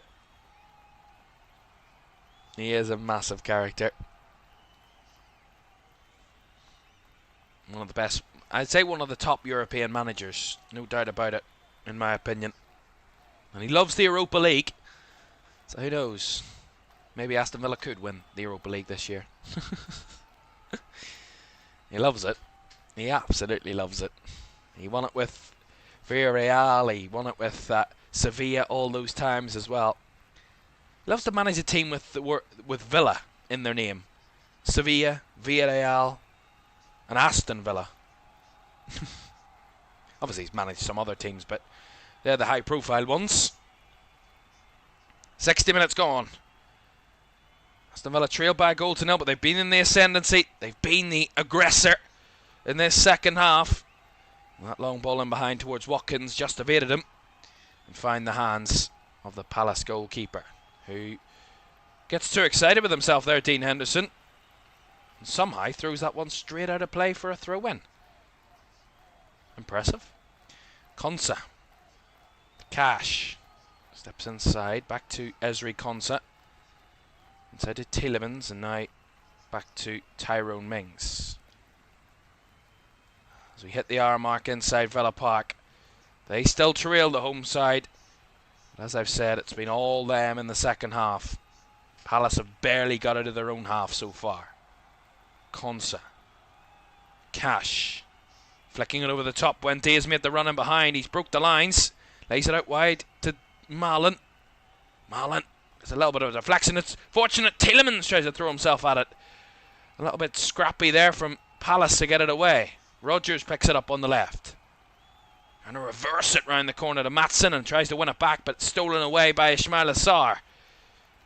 Tries to get Palace on a rare attack in this second half. Munoz. Blocked by Tielemans and trying to return the ball to Ismaila Sarr, although Sarr's battling for it back again. Not finding it again. And Villa looking so much quicker and sharper in the second half. Whatever Unai Emery said at half-time has seemingly worked. And there's going to be a foul. And a real muddle of bodies there as Buendia was brought down. Wanted to go quickly, the Villa players, to take a quick free kick. They weren't allowed to by the referee, Stuart Atwell, because there's a Palace player down. And Daniel Munoz, who wasn't okay, is now back to his feet. And he is okay.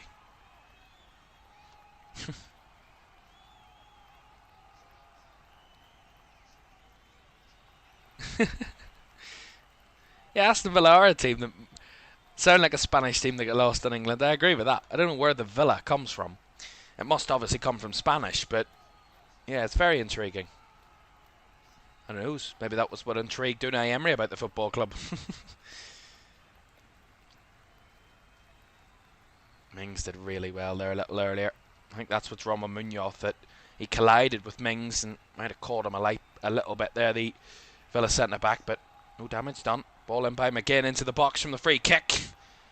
It was Lacroix that got the head to it, and he had the last head on it.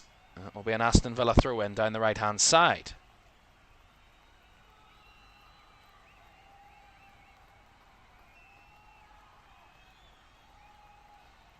Cash to try and search for something long here.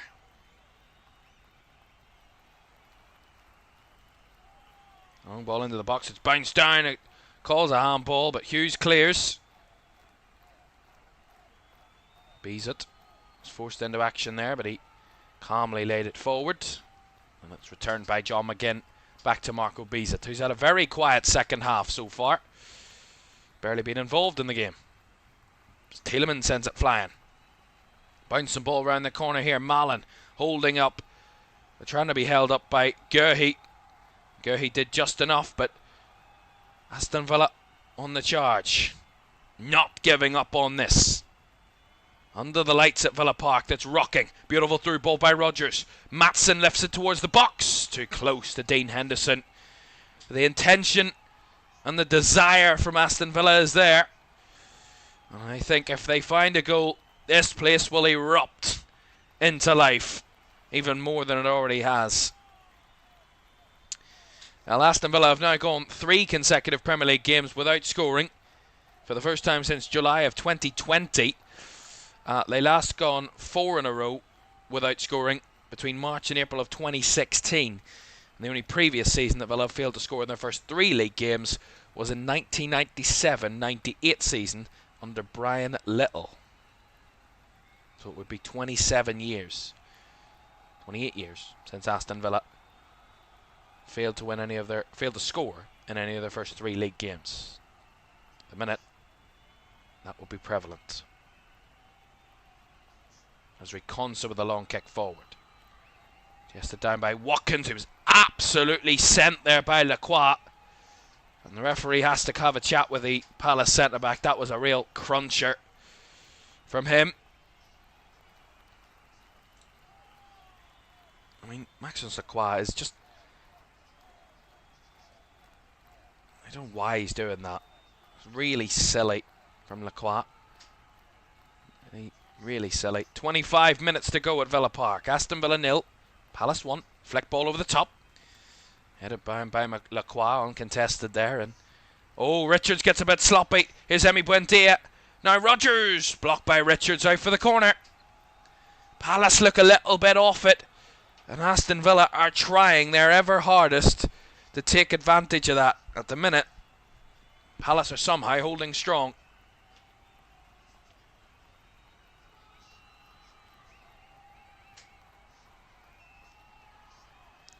Conceded just the 1 goal so far this season. Crystal Palace, that was at home against Nottingham Forest. They kept a clean sheet away at Chelsea. Cash with the delivery in, away by Richards. Chested down by Tielemans, who slides in to keep the ball. He said he won the ball. The referee agrees. Maatsen lifting it into the box, showing too much to Dean Henderson, who carries it down into his hands.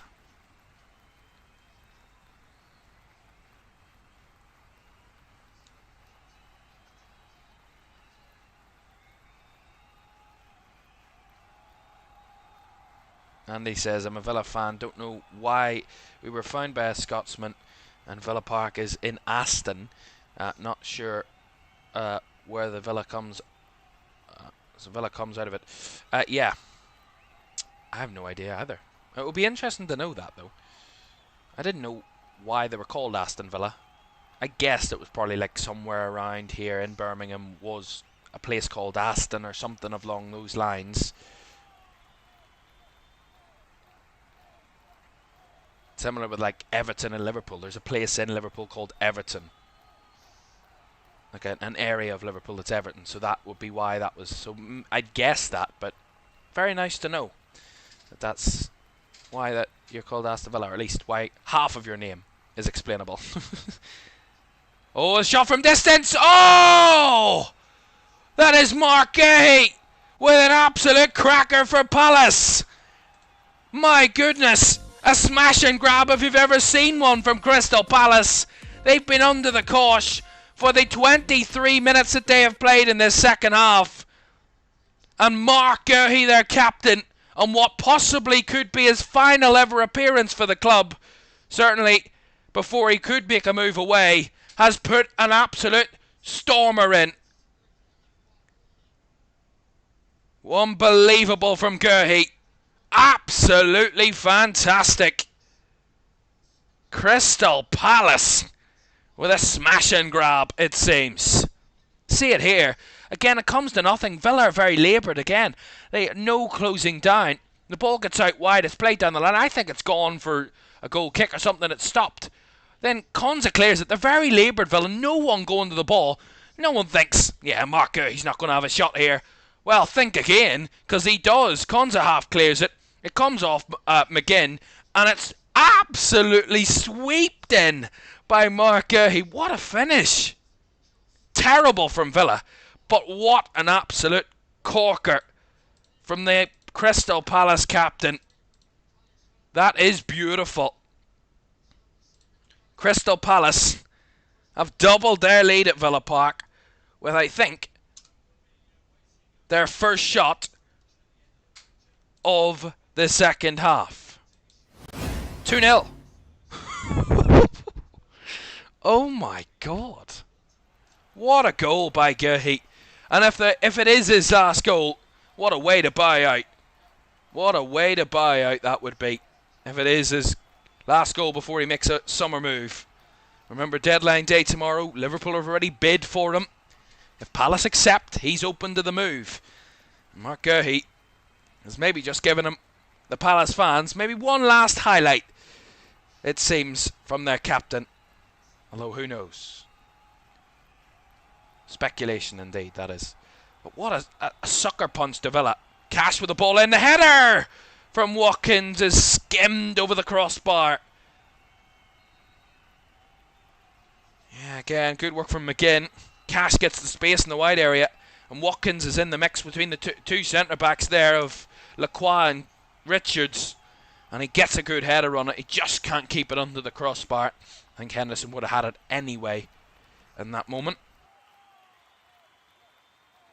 And now Crystal Palace are going to make a change, it seems. Will Hughes is going to be coming off. Doesn't seem happy, Will Hughes, to be coming off. And Yeremy Pino is coming on. The Spaniard, 22-year-old, comes from Villarreal, one of Unai Emery's former clubs, and a player that used to play for him, funnily enough. And they signed him just 2 days ago on Friday, and in time to play this game tonight for just over £29 million, or £26 million, sorry. Villa, or Crystal Palace paid for him from Villarreal.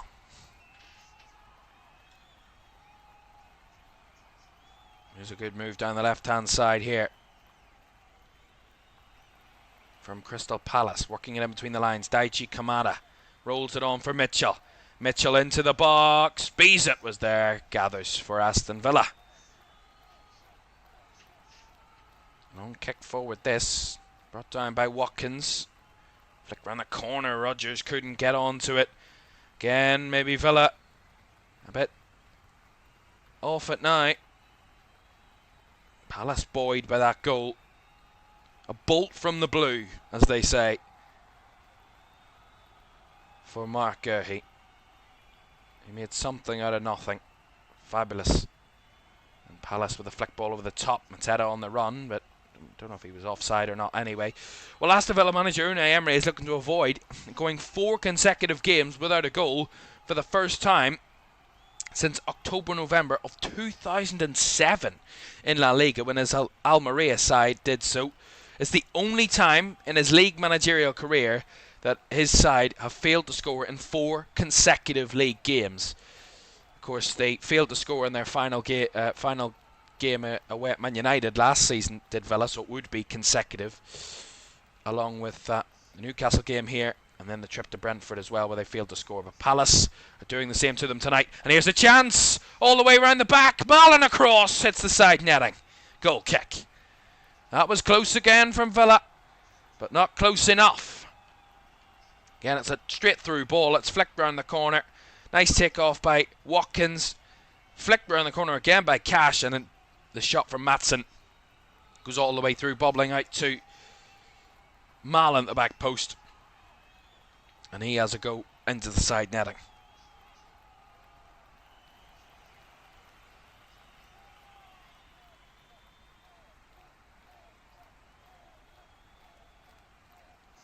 Two more subs coming on then for Aston Villa. Going to see a debut for Bradley Burrows, 17 years old, for Aston Villa coming on. And played for the under-21s, scored a penalty for the under-21s for Villa in a 3-1 win over the West Brom under-21s just a few days ago, just last weekend. So Matty Cash, I think, has been come off for him. He has. So Bradley Burrows on for Matty Cash. It's his senior debut for Aston Villa. We've seen already some youngsters put on some shows this season in the Premier League. Are Villa going to have a youngster story of their own here? We'll see. Yeremy Pino. Great name to say, by the way. Down the left-hand side comes Mitchell. Back the way of Daichi Kamada. And now Guehi.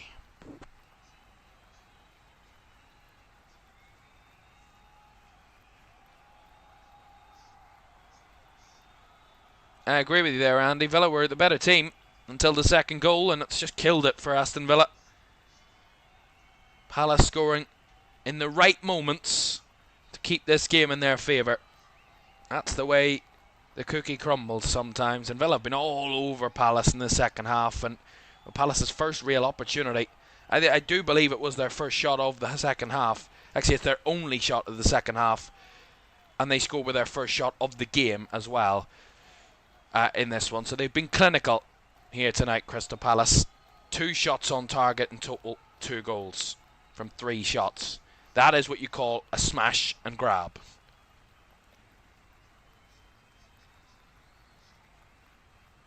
Everywhere else, Aston Villa have been dominant, but the scoreline. They've given it away cheaply there, Villa in the midfield, and the ball played through by Kamada with the referee's back as he tried to duck out of the way there, Stuart Atwell. His reactions need to be quicker. And that upset the forward ball there from Crystal Palace. But it was completely accidental, of course, from the referee. There's a player down, though, in Ismaila Sarr.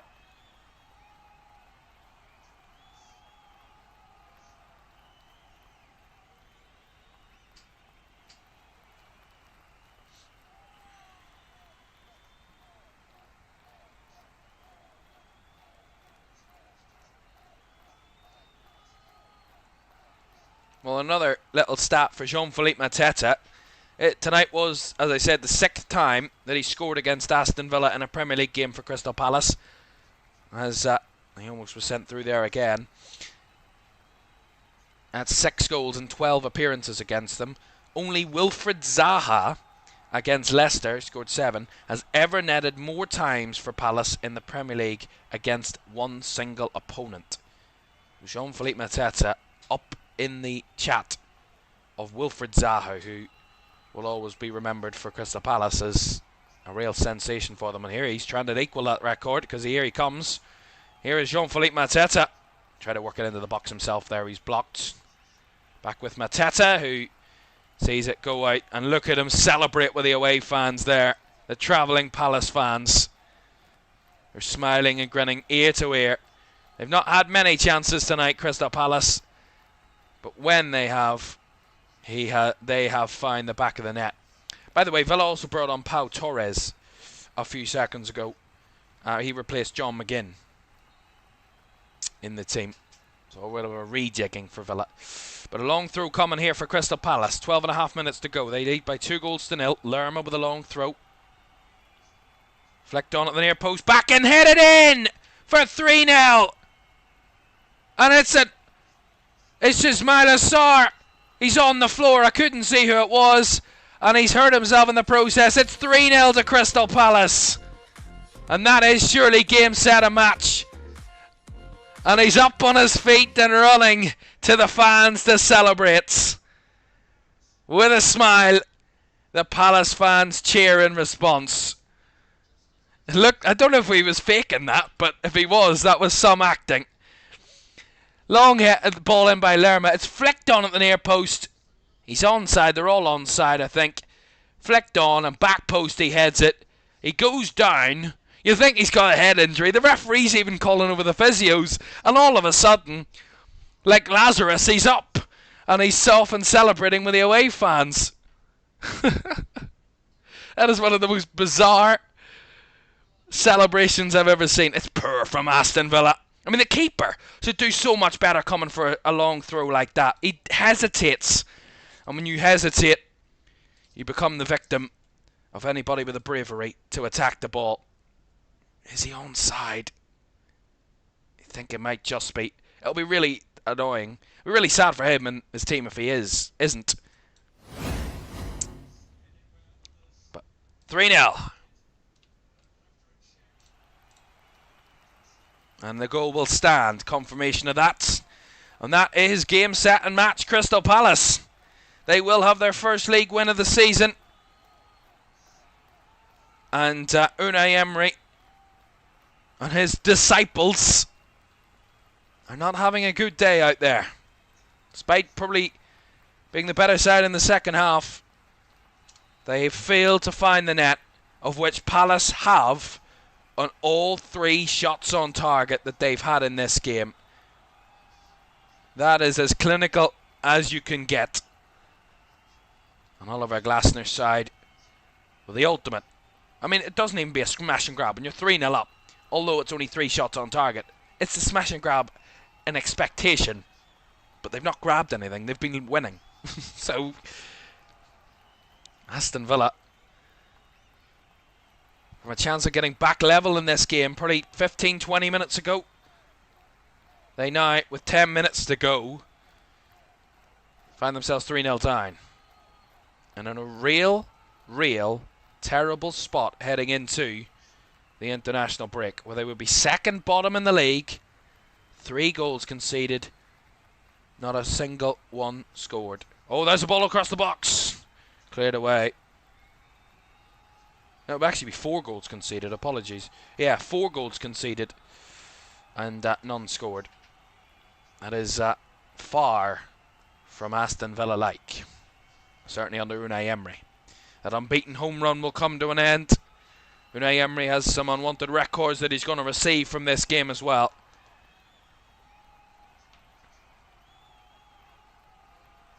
Here's Burrows with a cross. It was a decent cross, but it was too close to Dean Henderson to threaten. But the 17-year-old is at nowhere near fault for this result.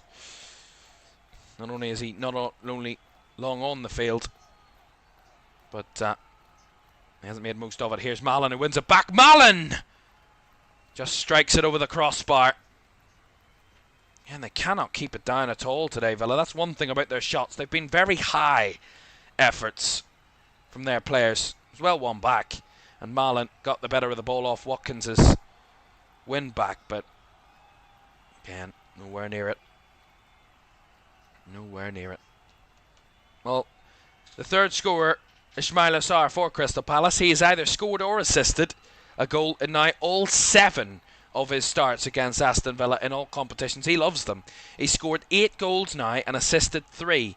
His 11 goal involvements against the Villains are more than he has against any other English opponent.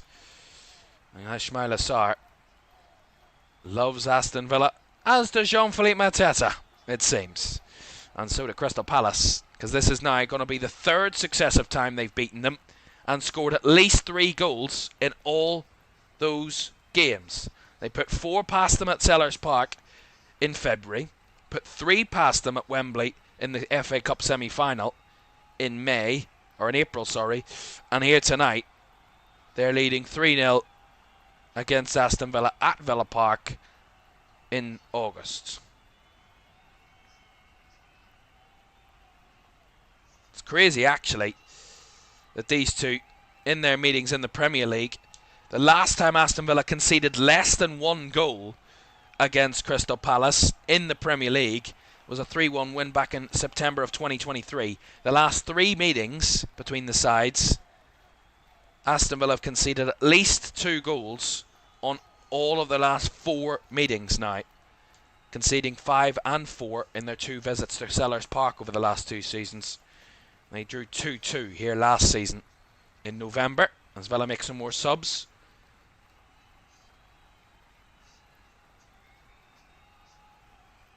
On that night, Sarr was set up by Jean-Philippe Mateta for the opener for Crystal Palace, but it wasn't enough to get them a result. Tonight it will be, and those double substitutions for Villa we'll get to in a moment because they have a free kick. Played out to Digne, who has just come on.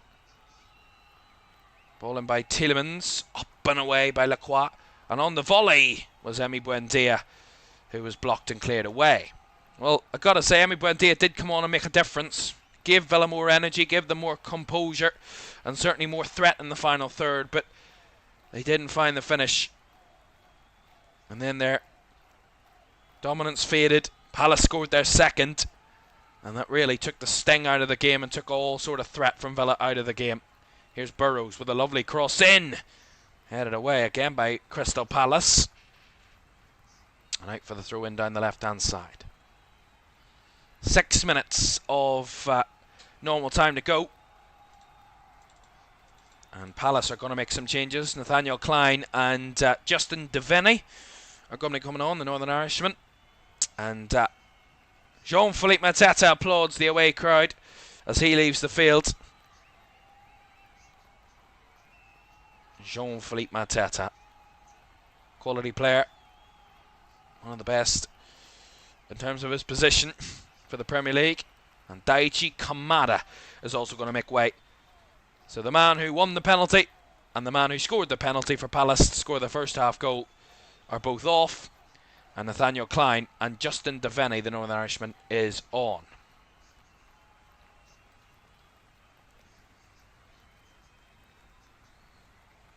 Nathaniel Klein,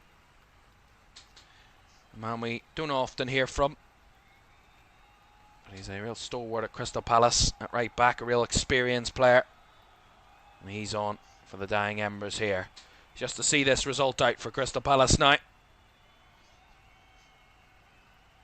And look at that, Emi Buendia. I said he made an impact. He's created the most chances for Aston Villa, or the most chances in this game. 3 chances he's made it, more than any other side in this game, or more than any other player in this game tonight, and he only come on at half time. Going to be a free kick here to Aston Villa, and I think Ismail Assar is going to get a yellow card for simulation. Sure, that well seemed like a disappointed parent there when he pulled out the yellow card for Ismail Assar.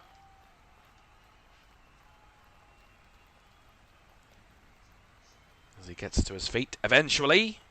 He's trying to avoid the inevitable here, Sarr. And the referee does show him the yellow. That's clear simulation according to Stuart Atwell. I mean, Jesus God almighty. After he scored a great goal, yeah, there was nothing in that. Definitely simulation, definitely yellow card. Good decision by the ref. Played this game well, the referee. Stuart Atwell, I've got to be honest. I call out referees when they make mistakes, but I have to call them out when they make good performances. And so far, I think all throughout today, if I'm honest, referees have made some good decisions in all of our 3 games. Corner to Aston Villa here, down the right-hand side. 3 minutes of normal time to go. Aston Villa 0, Crystal Palace 3. Lucadinho to take this corner.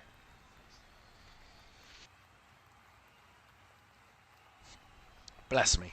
Apologise for that. I sneezed earlier and my headset fell off. Corner delivered in. Cleared away by Crystal Palace again. Yeah, my headset wasn't falling off that time.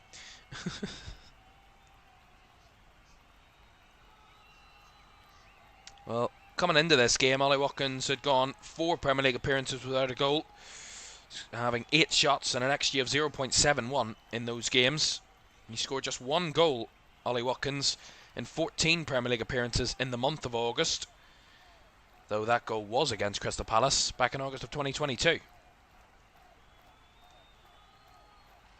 I love these stats. Love it. There's a player down here for Palace. Referee doesn't have to stop the game unless it's a head injury, and it's not, so he doesn't have to stop the game. Play on, says Stuart Atwell. I think it might be the man who's already been booked for simulation that trundles back to his feet. He might have been his own worst enemy there, Ismail Assar. He might have got a stoppage if he didn't simulate a foul a minute or 2 earlier, of which he got booked for. Aston Villa trying to whip the ball in, and it will go for another corner, or actually a goal kick. Thought they were getting a corner there, Villa. They're not going to get it, and then Sarr is down again. So they might have to go to the bench here. Crystal Palace. Although they might not be able to. They aren't. They aren't. They've made 4 substitutions, but 3 of them in different windows. So if he's going to have to come off, I think Palace might go down to 10 here. If Ismail Assar can't continue, because they brought on Jefferson Lerma, which was a single sub. Then they brought on Yeremy Pino, which was a single sub. That's 2 subs with 2 sub windows. And then they just brought on a double substitution with Devaney and Klein, which is their 3rd substitution window, which means they can't make any more subs. So if Ismail Assar can't continue, they'll be down to 10 for the final few minutes then at Palace. And he says, well, that second half for 20 minutes, that's the best we've played since the start of the season. Yeah, the 20 minutes at the start of this half, Emi Buendia was a sensation. If he doesn't start games for Crystal Palace or from Aston Villa in weeks to come, then I don't know what's wrong, because he's been their best player in the second half, and he was the man that was creating everything for them. To no avail, clearly, but Ismail Assar is going to have to come off here. It doesn't seem like he's comfortable to continue. It won't be long to go. It will be additional time that will be.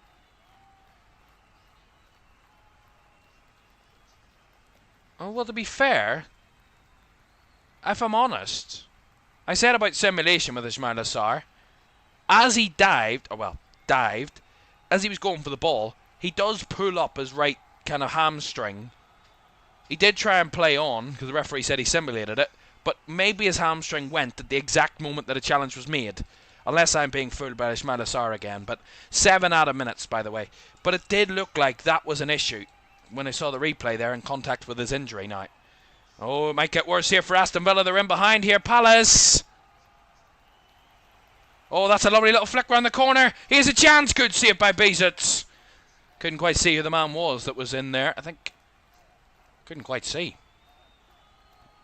Might have been Pino that was involved in that. And it was Guehi that was getting up there. It was Guehi that had that shot. He wants more. He's got the taste of scoring and he wants more.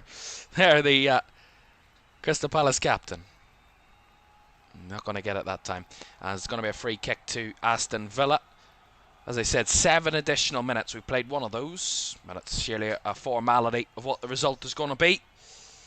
And what way the result is going to go. Andy says better than a few of the other refs on Saturday. Yeah, some of the refereeing decisions yesterday were really bizarre. But today, I give credit to our 3 refs, so I'll call them out. Stuart Atwell, Chris Kavanagh, and who refereed the Brighton game? Stuart Atwell, Chris Kavanagh, and Darren England. All 3 very good refereeing performances today, I gotta say. In games that were tough to referee at times, Really tough atmospheres at times, but I think Chris Kavanagh did a good job, although I wasn't happy with a few of his decisions, but they were fair, really. And then tonight, Stuart Atwell's played a terrific game as a referee. 10 out of 10. Guehi gets a free kick here for Crystal Palace.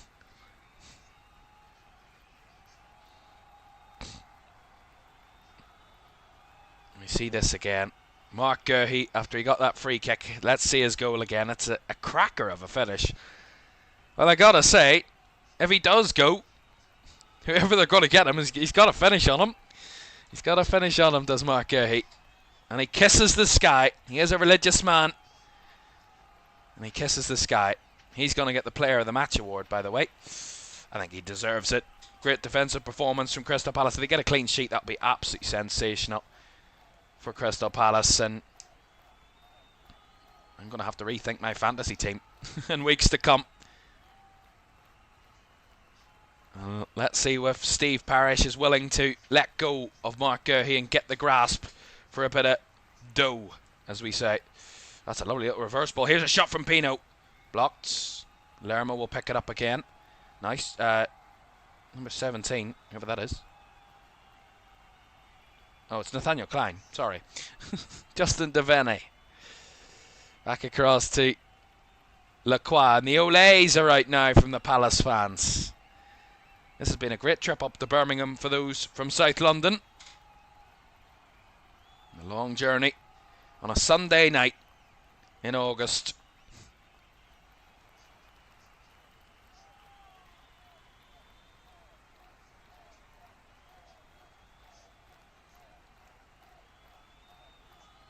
There's a nice ball flicked forward. Well defended by Villa, trying to win it back again, but the ball will bobble all the way through to Dean Henderson.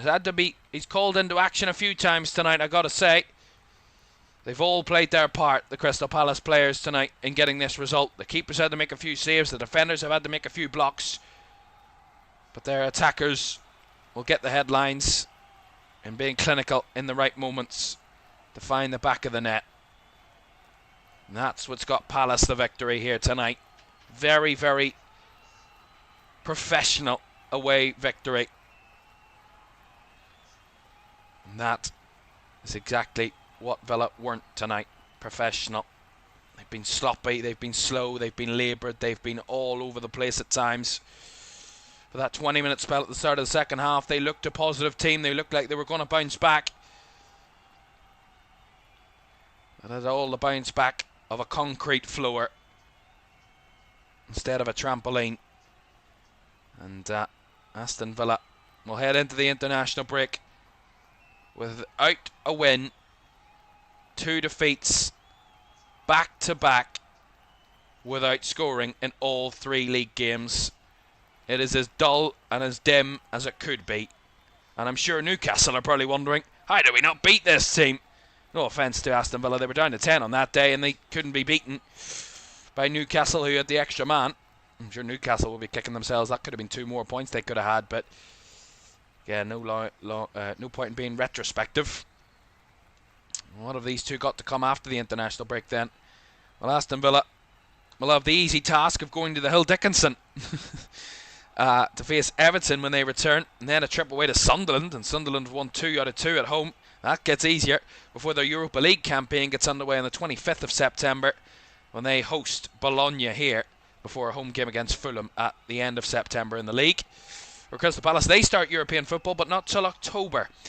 So they have a home game against Sunderland after the international break, a trip to West Ham and a London derby, and then hosting the champions Liverpool come the end of September before their Conference League season starts on the first week of October with a trip away to Dynamo Kyiv in the Europa League, the Conference League, sorry.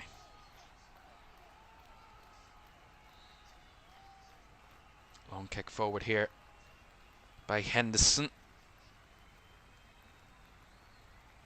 Palace hold it up down the left-hand side, and they win a throw-in.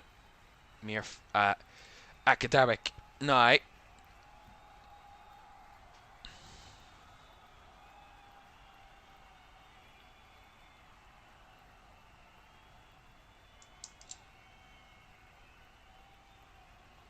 The crowd has emptied inside Villa Park from the home fans, but they're singing long into the night, those Palace fans, as they will have one final corner, it seems, here, Crystal Palace, before this game is brought to an end by the referee.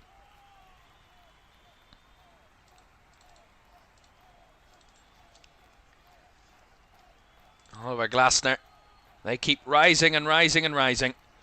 The Eagles are flying, and they have their first league win of the season. A trip to Villa Park is usually a winless one for Crystal Palace. Well, not tonight. They've broken that duck, and they scored some nice goals to add to it. A first-half penalty from Jean-Philippe Mateta was added to when Mark Guehi, the captain, sweeped in from the edge of the box, beating the Villa keeper. Before it was 3, when Ismail Assar headed in at the back post from a long throw. It was a professional performance, a clinical performance from Crystal Palace. Their first win of the season. It is now heading into the international break 5 points out of 9, unbeaten. Oliver Glasner is doing wonders with his team. They have started the season like they ended last, in a successful fashion. Mark Guehi leading that side, and could his days of leading Palace be over? Who knows? Deadline day tomorrow. There is links with moves away, but who would want to leave this? Crystal Palace are probably in the best moment of their recent history, and they are beating teams for fun. And they made it look really easy to get past Aston Villa tonight. It might have been, as the final score at Villa Park, it's finished Aston Villa 0, Crystal Palace 3. And that concludes our weekend of Premier League action. 5 games down from us across LFS this weekend. It all started yesterday. Let's do our little run through of the weekend so far. Chelsea, controversial game in a West London derby against Fulham. But it was goals from João Pedro and a Enzo Fernandez penalty that secured the points for the Blues to make it a first home league win of the season and a clean sheet to boot. It was not easy for Man United to get their first win of the season. They took the lead through a Josh Cullen own goal in the first half against Burnley. They battled back through Lyle Foster to equalise for the Clarets, but they were back in front within minutes, Man United, when Brian Mbeumo finished for his first goal in Man United red and black. Then it was 2-2 again, equal again by Burnley, as Jadon Anthony equalised before Bruno Fernandes' 97th minute penalty won the game for Man United. It was a late goal for Sunderland to see off Brentford. It was the Bees that stung first. Igor Thiago in the 77th minute opened the scoring.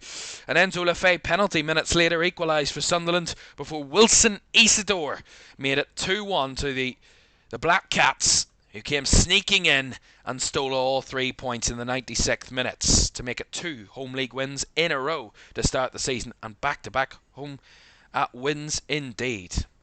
For Spurs, it wasn't to be a home win, it was to be a home defeat, and their first defeat under Thomas Frank. A 5th minute goal from Evan Nielsen was enough to see Bournemouth over the line, and what was a fantastic performance from the Cherries. They were really on top of the kick in that one. Spurs couldn't muster a shot right until the very death of the game, but they put 5 in, but they couldn't find the net for love nor money. It was 5 goals to be shared between Wolves and Everton at Molineux. Beto opened the scoring in 7 minutes. Hwang equalised on 21 before it was Iliman Ndiaye that gave Everton the half-time lead. Keenan Dewsbury Hall then added to that lead in the second half before Rodrigo Gomez for Wolves made it a little bit closer towards the end of the game. But it was Everton that came away with back-to-back wins after an opening day defeat. It was a goalless draw, the only draw of the weekend between Leeds and Newcastle. It is unbeaten record now for Leeds at home continues. A win and a draw from their first 2 home games and 2 clean sheets as well to boot. 4 points from their first 9. Newcastle, will they go into the international break winless? 2 draws and a defeat from their first 3 games on already high, and they have more problems than just that. Then this afternoon it was a comeback victory for Brighton on the south coast. Manchester City looking to bounce back after that defeat at home to Spurs last week. They took the lead through Erling Haaland, his 88th goal on his 100th Premier League appearance for Manchester City. But it was to be a former City man that turned the game on its head. James Milner, 39 years old, comes off the bench for Brighton and equalises from the penalty spot before Brian Gruda, another one of the subs, comes on the bench to score the late winner in the 89th minute, and the Seagulls take all 3 points. Their first win of the season. It was the first win of the season for West Ham United in a shock result away at Nottingham Forest. It was the 84th minute. It was goalless. It looked like it was going that way until a late flurry from the Hammers. They kept smashing their way through Nottingham Forest, knocking down trees as they did it.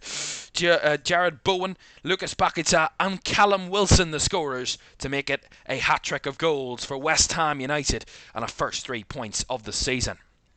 It was a win for the champions in champions-like fashion at Anfield as well, as Liverpool saw off Arsenal in a 1-goal win. And Dominic Szoboszlai, Super Sobo is what they're going to be calling him, a 30-yard screamer to find the back of the net against the Gunners, who have failed to win away at Anfield for the first, since 2012. And they have a very poor record. Mikel Arteta never won away at Anfield as a manager. And here this evening, on our final game of the day and the weekend and before the international break, it is finished Aston Villa 0, Crystal Palace 3. 3 goals from 3 shots on target from Crystal Palace. They had 4 in the end, but they scored from their first 3 shots on target. Jean-Philippe Mateta from the penalty spot got their first shot of the game that found the net to open the scoring. Their first shot of the second half came through Mark Guehi, who sweeped in for 2-0 before it was Ismaila Sarr minutes after Guehi added to that lead to make it 3-0 to wrap up the scoreline. That is our Premier League weekend done and dusted, and after 3 weeks, here's how the Premier League table looks then. Let's do a recalibration, and let's show you from top to bottom where we stand. It is the champions in a position they know best, and that is top of the tree. Liverpool lead the way. 3 wins from 3. 8 goals scored, 4 goals conceded in their first 3 games. 9 out of 9 for the champions, who've won 3 in a row. The only side with a 100% record to start the season. Coming next are one side who remains unbeaten in Chelsea. 2 wins and a draw from their first 3 league games and just 1 goal conceded. 2 wins and a draw from their first 3 games with back-to-back wins for Chelsea there. Arsenal are in third on 6 points, along with Spurs and Everton and Sunderland and Bournemouth, who've all won 2 and lost 1 of their first 3 league games. They make up the top 7. Palace sneak in behind there, also unbeaten, but in a more unorthodox way. 1 win and 2 draws from their first 3 league games, their first win of the league season coming here tonight. They have 5 points. Man United in a rare position in the top half of the Premier League table. They're in 9th. 1 win, 1 draw, 1 defeat from their first 3. 4 points and their first win coming yesterday. Nottingham Forest making up the top half. They are in 10th. They've also seen all sorts of scorelines. 1-1-1 is for Nottingham Forest. They have 4 points, as do Brighton, who have also got their first win of the league season. Forest, who lost their first league game this season today. Leeds are also there in 12th. They have 4 points. And then we end the bottom half with the teams with less than 4. City with just 3. 1 win and 2 defeats in their first 3 league games, as is Burnley, as is Brentford, and as have West Ham, who move into that position after getting their first league win of the season today.